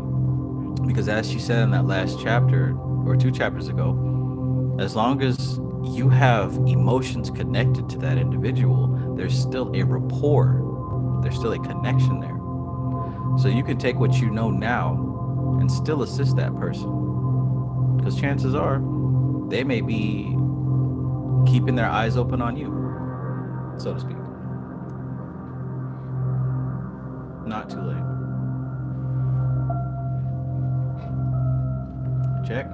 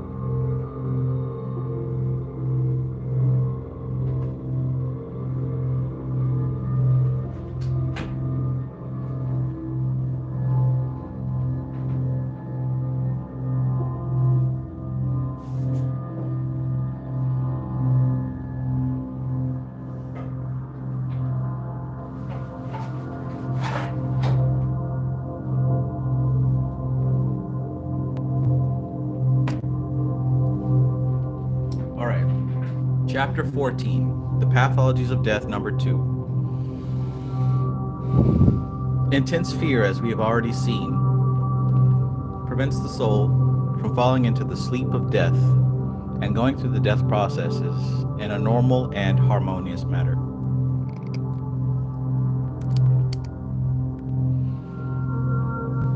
We must bear in mind, however, that there are two kinds of fear: the fear of the person who will not go to meet death as he should when his time comes, and the fear of the person who is being attacked. Two kinds of fears, all right? So let's get into that.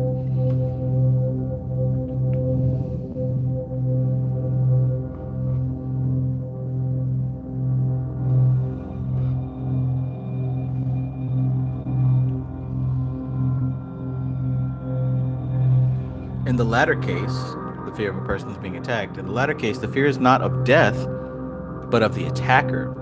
Souls thus thrust violently out of life are kept from the sleep of death by their fear, even as are the others, and do not realize that they are disembodied, nor that they have passed beyond the reach of their attacker. All.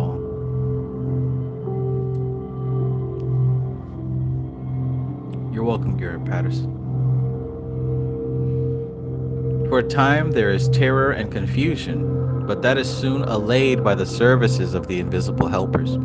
We have no need to be anxious for the welfare of the souls of the innocent victims of violence. They pass on to their own place and are speedily soothed and restored to normal. That's important to remember.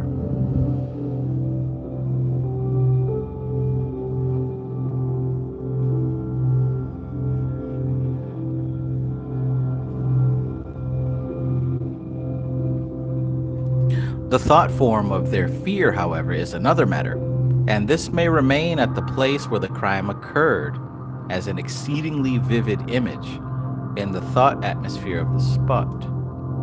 If anyone comes there in whom the etheric double is loosely knit, so that he has some capacity as a materializing medium, the thought form may even take on a shadowy shape, and the sounds of the struggle be heard again. Sounds like a poltergeist to me. Maybe it sounds like something different to you. Let it be clearly realized, however, that the unfortunate victim of a crime is not earthbound and compelled to haunt the spot of his murder, right? This is important. It is only the mental image formulated by both the murderer and the victim which remains. So check this out. Just like in a ritual where the magician and the spirit come together to create something new, the murderer and the victim come together to create a specific type of etheric presence. Now, when that individual when that individual passes, they go to where they need to go. But that thought form created remains. So it's not that the person is trapped, suffering, haunting the place. It's the thought form. It's like an echo. It's literally an etheric imprint, right? So she says, let it be clearly realized, however, that the unfortunate victim of a crime is not earthbound and compelled to haunt the spot of his murder, right? And it's not just her saying this because it eases your conscience. When we're dealing with the soul versus the etheric body, the soul has more weight. And when I say it has more weight, I mean it is not bound by another person's actions or really much anything that the physical body does, right? So the soul has much more weight. An individual person, an Illuminati, you know what I'm saying? So whatever person you're afraid of out there, that person doesn't have enough control to trap an actual soul. That's not how this thing works. Now, this person can, with your help, create an etheric imprint, but that's not your soul.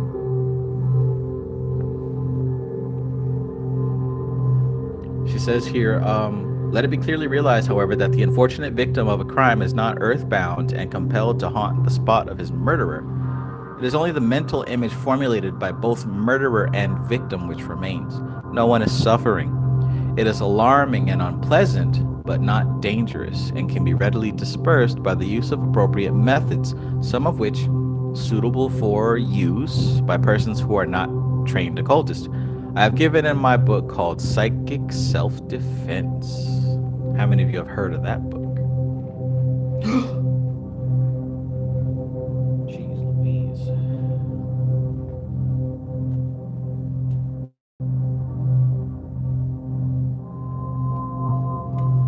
I think I just seen a ghost.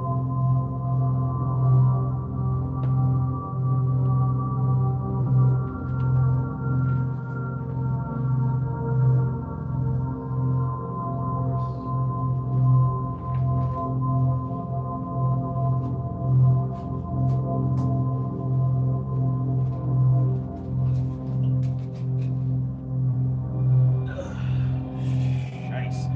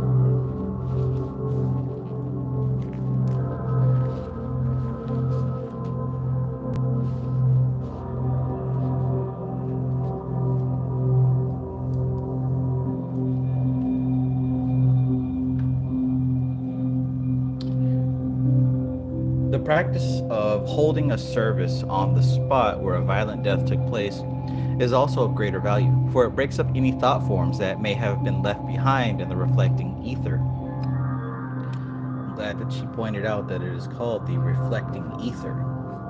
Again, as above, so below. This is where where it begins to take effect in the physical plane.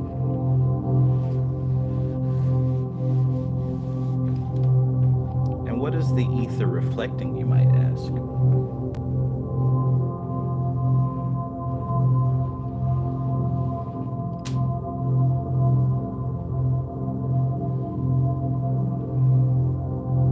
Firstly, it enables thought to be concentrated for meditation much more effectively than can be done if there is no focusing point for the mind to center upon. Secondly, it enables the meditations of several persons to be synchronized, thus greatly reinforcing the effect of their work. At times of emotional tension and shock, it is not easy to concentrate the mind and break out of the circling train of sad thoughts ever returning upon itself. But the mind can follow a form of words that is set before it at a time when it would be quite incapable of formulating any meditation of its own.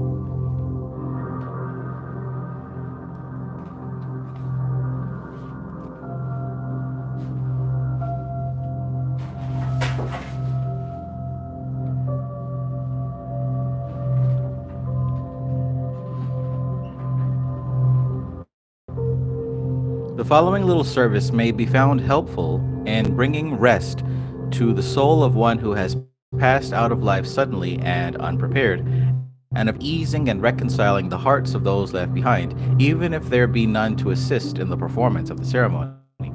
It should nevertheless be read aloud, with the appropriate actions as instructed. It is not nearly so effectual if performed silently. If it is not possible to perform the ceremony at the scene of the tragedy, let something intimately associated with the deceased be held in the hand of whoever takes the part of the celebrant. The ritual can be performed by a single person, but it is more beautiful and effectual if performed by two, the one reinforcing the other. In our terminology, they are called the ministrant and the lector. Let's begin.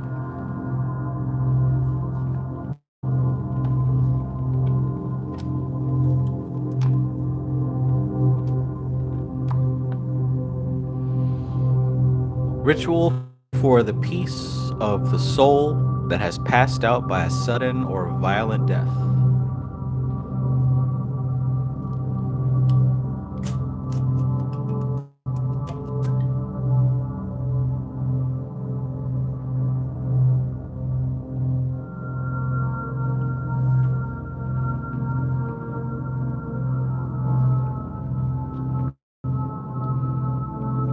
At eventide it shall be light. The Lord is my light and my salvation. Whom shall I fear? The Lord is the strength of my life. Of whom shall I be afraid? Though an host should encamp against me, my heart shall not fear. Though war should arise against me, in this will I be content. I had fainted unless I had believed to see the goodness of the Lord in the land of the ever living. Wait upon the Lord, be of good courage, and he shall strengthen thy heart. Wait, I say, upon the Lord. Hymn 193, Jesu, lover of my soul. Ministrant, kneeling. All loving and heavenly Father, look down upon your grief for one taken, or for those taken, suddenly from us in the midst of life, and strengthen us that we may have courage and confidence in thine unfailing mercy. Amen. Raising your right hand as in calling attention, and pressing it to his breast, the relic of the departed held in the left hand. Let us now summon our friend, so-and-so, to join our service, with us adoring the all-merciful Father of us all. All present visualize the deceased standing, facing the ministrant. Let us pray, kneeling and visualizing the deceased kneeling with them. Jesus, Son of Mary, have mercy upon us. Christ, Son of God, have mercy upon us. Jesus, Son of Mary, have mercy upon us. O Master Jesus, Lord of love and compassion, who didst descend into the place of death to preach to the spirits in prison, take, we beseech thee, the soul of our dear one into thy loving care. O thou good shepherd, seek that which is lost, and bring the wandering soul safe into thy fold. Amen. Let us all join in the Lord's Prayer. Our Father, Jesus saith, Come unto me, all ye that labor and are heavy laden, and I will give you rest. Verily, verily, I say unto you, the hour is coming, and now is, when the dead shall hear the voice of the Son of God, and they that hear shall live. The people that sat in darkness saw a great light, and to them that sat in the region and shadow of death, light is spread.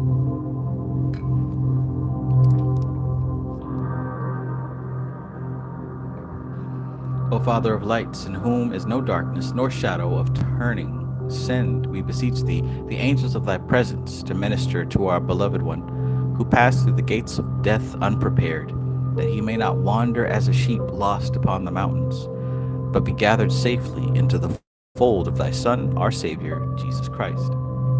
Amen.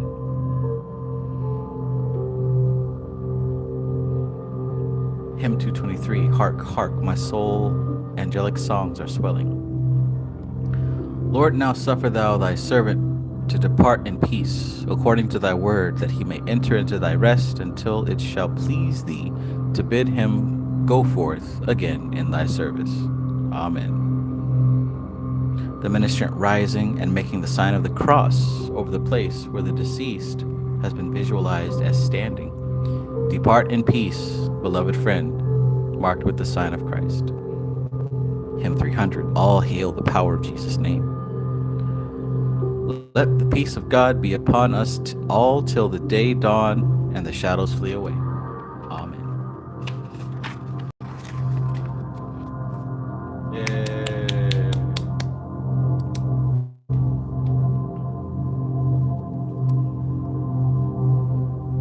There are certain points to be observed if this ceremony is to be magically efficacious. Firstly, there must be some link with the departed, and this link can be of various forms. It may be the link of place when the ceremony is performed at the site of the tragedy, or it may be the link of time when it is performed on the anniversary of the tragedy, or it may be what is known to occultists as a magnetic link. That is to say, some object intimately associated with the departed, which is charged with his magnetism, and which has not been handled by other people since he last used it. The most efficacious method is to employ at least two of these links simultaneously. And by the way, I know that there are beginners who probably tuned out or turned up their nose when they heard a whole Jesus prayer going on. But the occultist understands that Dion Fortune just showed you a blueprint for a ritual of helping a deceased person. Or, if you really want to look at the bare bones, a ritual of getting into contact with any spirit. All who take part in the ceremony should visualize the departed as standing on a particular spot and imagine him entering into the ritual of the service. Are you kidding me? No, I was charging my phone. It was not charging. Give me just a second. For those 14 of you who are still here,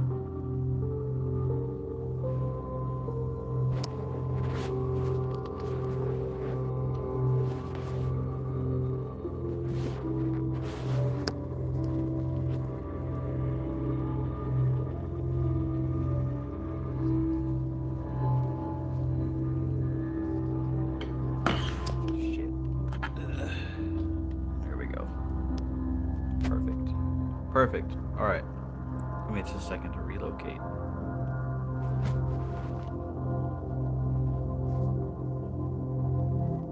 See, I had time to do the Jesus prayer, and that was it.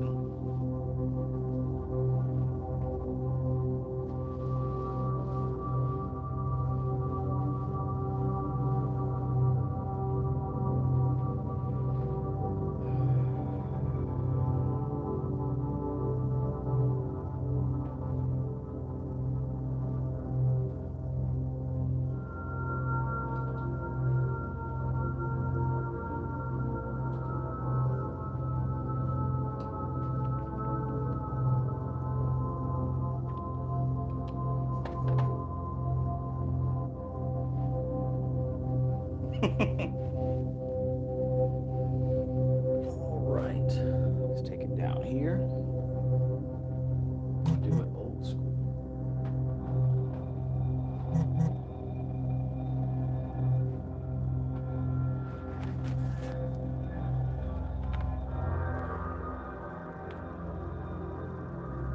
Glittery socket.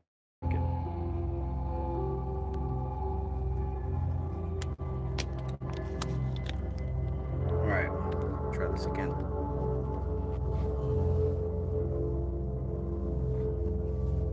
Okay. So where were we? There are certain points to be observed if the ceremony is to be magically efficacious. Firstly, there must be some link with the departed, and this link can be of various forms. It may be the link of place, when the ceremony is performed at the site of the tragedy, or it may be the link of time, when it is performed on the anniversary of the tragedy.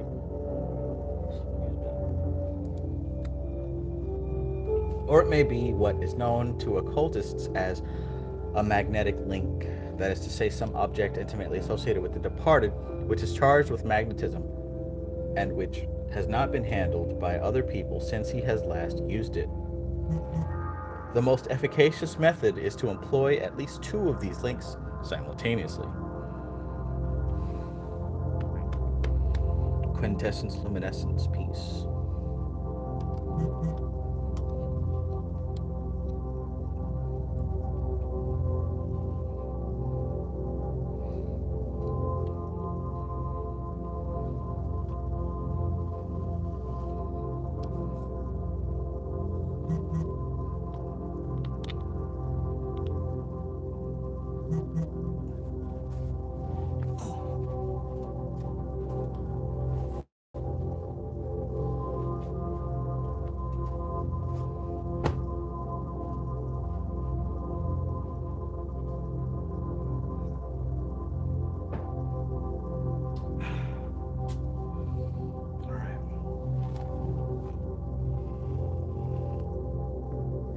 All who take part in the ceremony should visualize the departed as standing on a particular spot and imagine him entering into the ritual of service. kneeling when they kneel, and praying with them. This builds up a thought form which provides a point of contact with the departed spirit. That's what the imagination does. You build a point of contact with the spirit that you're working with. It is not designed to procure a materialization, for this would be undesirable, but it is essential to the efficacy of the operation to obtain the presence of the departed. The visualization of his physical form and the simultaneous calling of his name is the readiest way of doing this.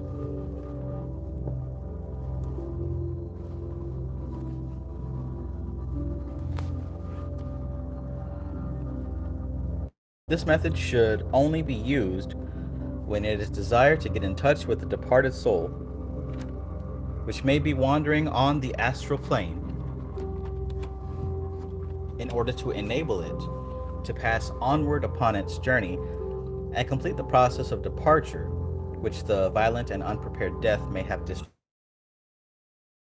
To employ it to induce the departed soul to return again and again to comfort us in our affliction is unjustifiable.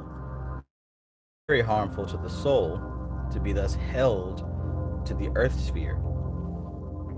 His condition may be likened to that of a man who has attempted to leap across a stream and has missed his footing and fallen into the mud and reeds of the riverbank, of the nearer bank. We call to him, attract his attention, and reach him a hand and pull him back to the shore again, but we only do this in order that we may be able to give him a fresh start. If having grasped his hand we cling to it, we should thwart his purpose. Once he's been enabled to gather himself together upon firm ground, he is able to take a run and leap. And this time he should land safely on the further bank. It must be clearly realized that the dead man, once he has quilted his house of flesh, must at all costs go on and complete his journey before the night of the soul overtakes him. If we delay him unduly by constantly recalling him to contact with his earth plane, we expose him to the worst evil that can possibly befall him, the state which by occultists is called death in life, and by spiritualists, earthbound. Normally, if left to its own devices, the soul will eventually succeed in reaching the further bank, but it is in our power to help greatly in that process in the way indicated. If I were to give my own 2 cents, it sounds like what's happening here is, just from an occultist standpoint, the physical body and the etheric body are intimately connected, more so than the other bodies, to the point that it has been said that the physical and the etheric are one and the same. The etheric is one aspect of the physical, and the physical is one aspect of the etheric. So, with the death of one of those bodies, we're dealing with consciousness now. Just like when you lay down and go to sleep, consciousness transfers itself into the dream body. When the physical body dies, it's important for the consciousness to transition from the physical body to the astral body through the etheric. But what the problem is here is if the consciousness doesn't make that transition to the astral body safely, it'll get stuck in the etheric, which is not a suitable anchor for consciousness. So it seems like a person who has terrible attachment issues or whatever, or some type of inexperienced occultist or grieving family member might cling on to that etheric, or might cling on to that person's consciousness too hard, that may prevent the consciousness from making that necessary transition, which could end up a very bad thing. That's what I'm getting from this so far.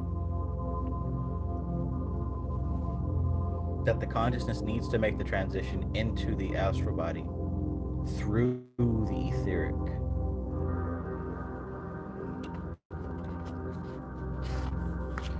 And now the final chapter here. How the adept meets death. What is an adept? An adept is a student of the occult, a student of spiritual practices. People like you and I, maybe you. I don't know if you're actually doing the work, but most of you that I do know are doing the work. So I'm talking to y'all, you and I. How the adept meets death, chapter 15.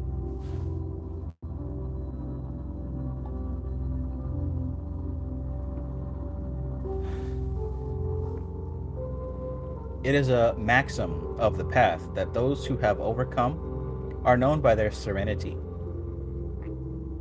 The adept dies as he has lived, serenely. Death has no terrors for the man who knows the actuality of reincarnation through his own memories of past lives. He has died many times before, and the process is familiar to him. He is accustomed daily to withdraw consciousness from the brain and enter into the higher self in meditation. He knows that the time has now come to go out through that familiar gate and close it behind him, returning not again. Through long years of discipline upon the path to adepthood, he has been laying up treasure in heaven. He is accustomed to think of himself as a spirit, not as a physical body. For him, the body is but an observation post which he has constructed for himself upon the plane of the earth. I know not many, but how many people think that you're at that level where you see yourself as a spirit? And the physical body is kind of just like, you know, like she said, an observation post for the physical plane. I legit feel like that. When I see myself, I don't see a physical body. I see this spirit thing. I'm sure that there's other people who feel that way, especially if you've been doing this meditation work a lot. But like I said, I know not many people are there yet. But after doing meditation on a regular basis, like transcendental type of meditation, inevitably you stop seeing yourself as this physical body.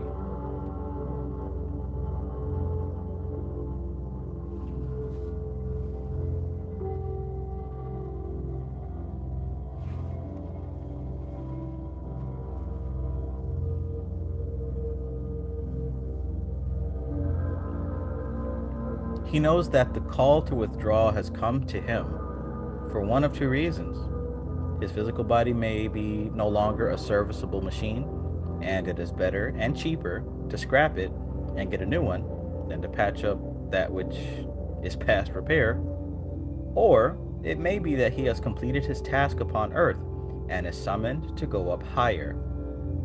He accepts death freely and without cavilling, for he knows that if it were not his master's command that called him forth, all the powers of death and hell could not prevail to drive him out of his habitation of flesh. Check that out.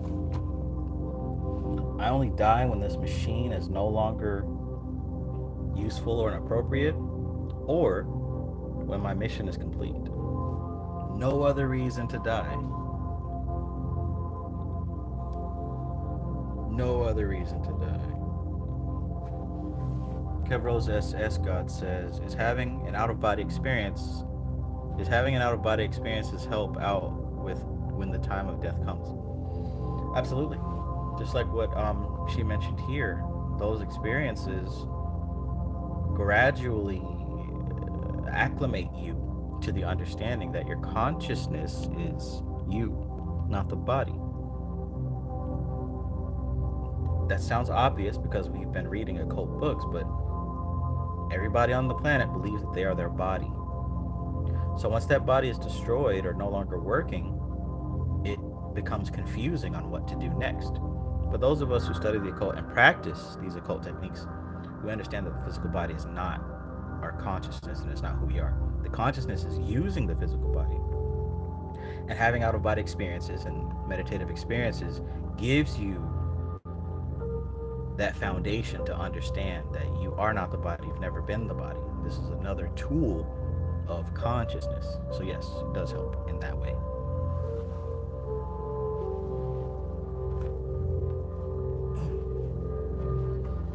As he awaits the processes of the body that shall open the gates to him, he sinks deeper into meditation, seeking to distill the essence of life's experiences, observing the lessons it has set him, noting those he has learnt, and those which are as yet imperfectly acquired, and striving by intensive effort to complete his realization of those lessons before the time comes for his departure. Soon he will know whether he has completed his task or whether he is destined to return to earth again to finish his work.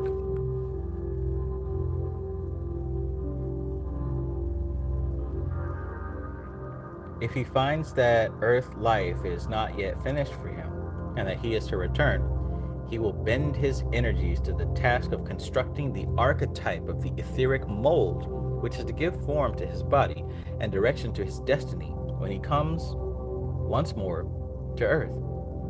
He endeavors to engrave upon the seed atom the memory of the mysteries wherein he has been initiated, thereby surrounding it with those trailing clouds of glory with which the initiate soul is invested when it passes out once more through those gates, which when seen from above are the gates of birth, and seen from below are the gates of death.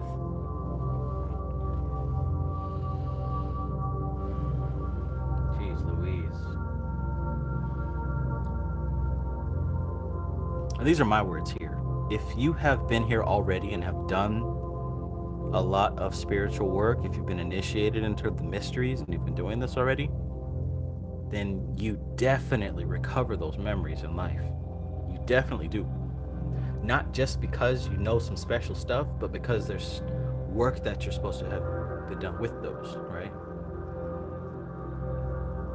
There's work to be done. So anyone who's truly an occult student, there's work to be done. We don't just learn this information because it's cool and because we're, more special than somebody else.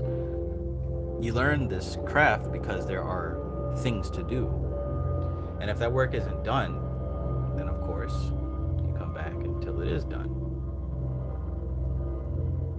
So again, this type of information is not for the masses. This ain't for everybody. The masses are happy with their entertainment. And I say masses, I'm talking about 98% of the population. They're happy with their entertainment. But for that last 2% who are actually the practicing occultists, to understand this information at a deep level means that there's work to be done on the physical plane.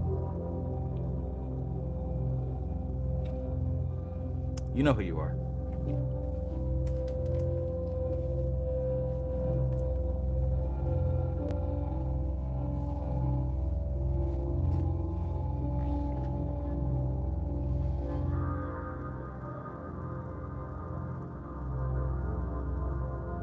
Clearly and persistently, he formulates his ideals so that his soul, when it goes forth, shall be directed towards its goal and not wander aimlessly in the other world. He knows that within a cycle of 3 lives, he has complete free will.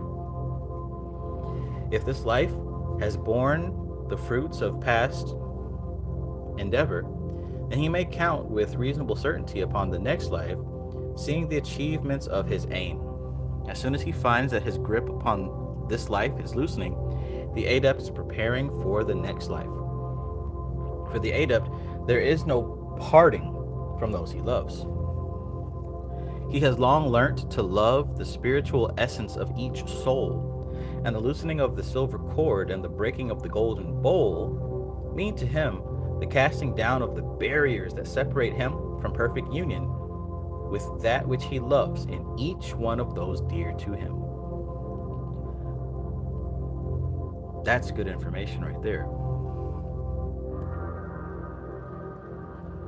With every person and every individual, on the surface level, we're dealing with individual, special, and unique people. But in truth, every individual, in relation to you specifically, is a representative of a type of force, of a type of consciousness.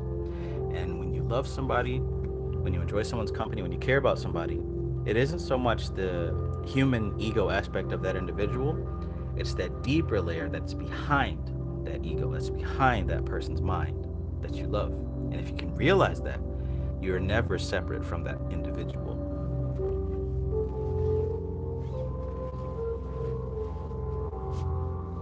So death is not a separation.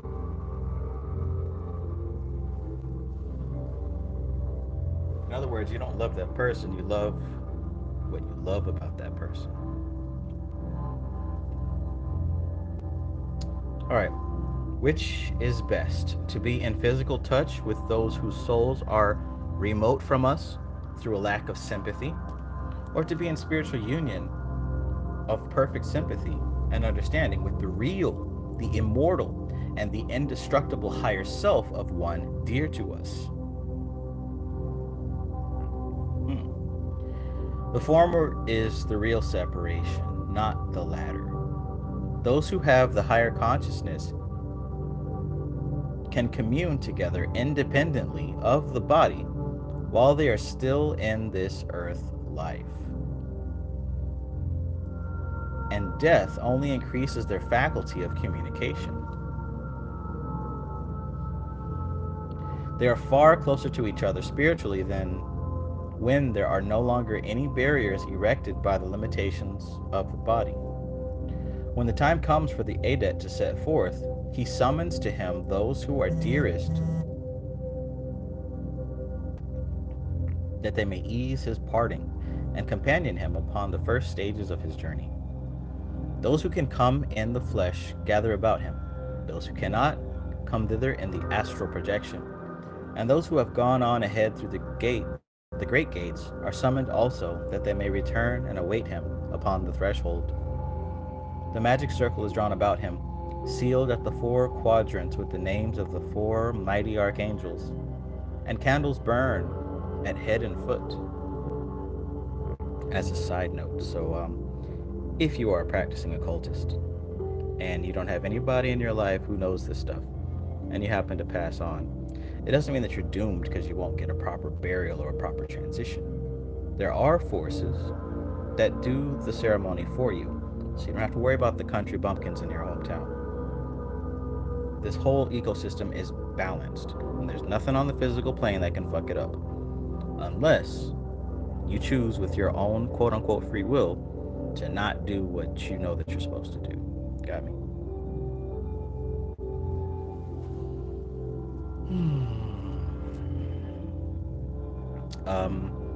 Christian Cloud says, I see. What was that about the three life cycle? She says on page 84, clearly and persistently he formulates his ideal so that his soul, when it goes forth, shall be directed towards its goal and not wander aimlessly in the other world. He knows that within a cycle of 3 lives, he has complete free will. If this life has borne the fruits of past endeavor, then he may count with reasonable certainty upon the next life, seeing the achievement of his aim. As soon as he finds that his grip upon life is loosening, the adept is preparing for the next life. Basically, what she's saying here is that the paragraph before, an adept, when he's in the process of dying, begins the construction of the archetype for his next life. Right? You start to set the conditions for your next life. Same way that you were to put an image prompt into ChatGPT or Midjourney, you may not get an exact thing, but you're going to get the combination of what you asked for and what can be provided, put it that way. Now, she said that within a cycle of 3 lives. So check this out. I said that if you were born and you recover this knowledge, that means that you had it in the past. So here you are, about to pass, and you've got this knowledge. That means that in the previous life, that's 1, you had this knowledge. This is that second life, right? Now you're using that knowledge. Now that third life, because she said that 3 life cycle, that's the life where all that knowledge that you've accumulated is now actually being put to use so that you are constructively creating your next incarnation. You get what I'm saying? So she says in a 3 life cycle, because you don't come into this world with this information for no reason. You come into this world learning this information because you had it before, you earned it before. That's why 98% of the population does not have it. It's a very tiny fraction of people doing the work on this world. Tiny fraction, right?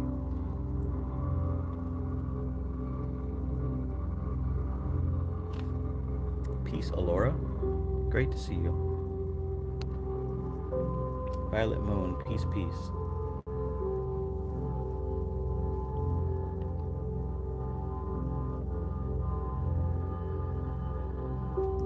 All right, let's continue. Page 85. So, I'll go back just a little bit. When the time comes for the adept to set forth, he summons to him those who are dearest, that they may ease his parting, and companion him upon the first stages of his journey. Those who can come in the flesh gather about him. Those who cannot come thither in the astral projection. And those who have gone on ahead through the great gates are summoned also that they may return and await him upon the threshold. So, again, we're talking about loved ones, right? We talk about loved ones. Understand that everybody in your life represents a slice of the Most High, a slice of consciousness reflected back to you. So if you love something about a certain individual, you love that particular thing that they represent. And that representation is being played out by a person. So, like, when we die, this ego stuff, the memory and all that, the human stuff, it fades away, it dissolves, it's gone. But what that person represented, that's what stays, and that's what you actually love, right? So when we're talking here, she says those who can gather in the flesh, those people around you who are able to be there, who represent those aspects of God to you. And then those who are not able to be here in the flesh can astral project. And what are you astral projecting? Not your ego and your physical body, the spiritual aspect. And of course, those who've gone on to the other side, they are that pure essence of the thing that you've fallen in love with, and they help you. The magic circle is drawn about him, sealed at the four quadrants with the names of the four mighty archangels, and candles burn at the head and foot. As Christian Cloud said, north and south node. All sit silent in meditation while the dying man treads once more the path of withdrawing, the path of symbol vision that he has trodden so often when rising on the plains. Path working, tree of life. As he withdraws, the gates swing softly for his passage, and those who are watching see in the spirit vision the coming of a mighty one to meet him, the archangel of his order. How many of you know the archangel of your order? A light shines about the bed like the last ray of the setting sun darting from under a cloud, clearly visible even to the physical eye, and the soul of the adept is gone. It is the promise of the mysteries to their initiates that they shall go through the gates of death in full consciousness and be met by the great initiator. It is also the privilege of those of his brethren who companion the initiate upon his last journey that they too shall stand upon the threshold and look beyond into the thereafter, and see for themselves the path they will follow when their time comes.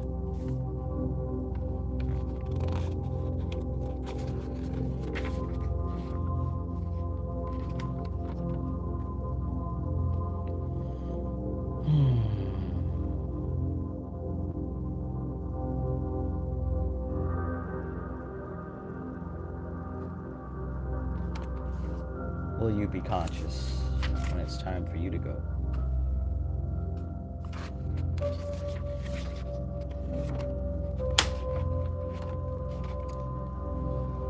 As with all of Dion Fortune's work, this is a great book.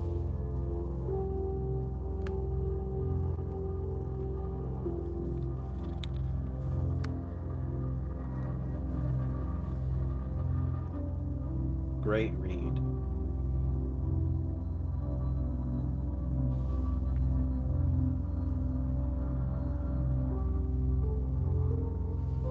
Hope you enjoyed.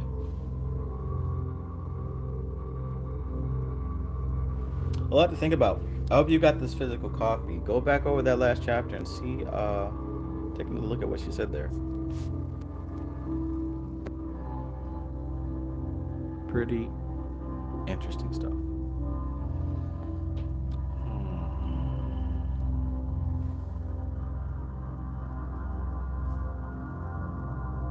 All right, so that is the end of the book read. Send me some suggestions of what you want to see next.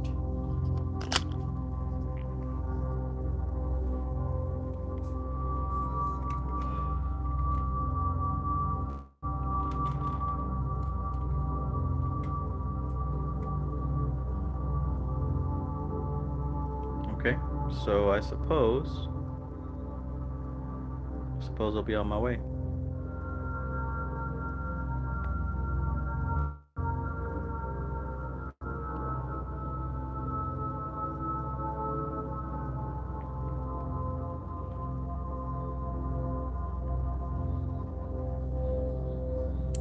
All right. Well, this has been a fun experience. Hope you guys learned some stuff.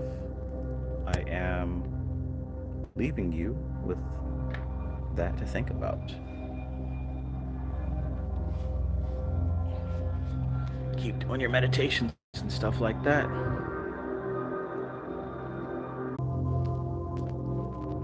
This is TK Trav, aka Travis Magus, here with LVX777. I love you guys. Peace.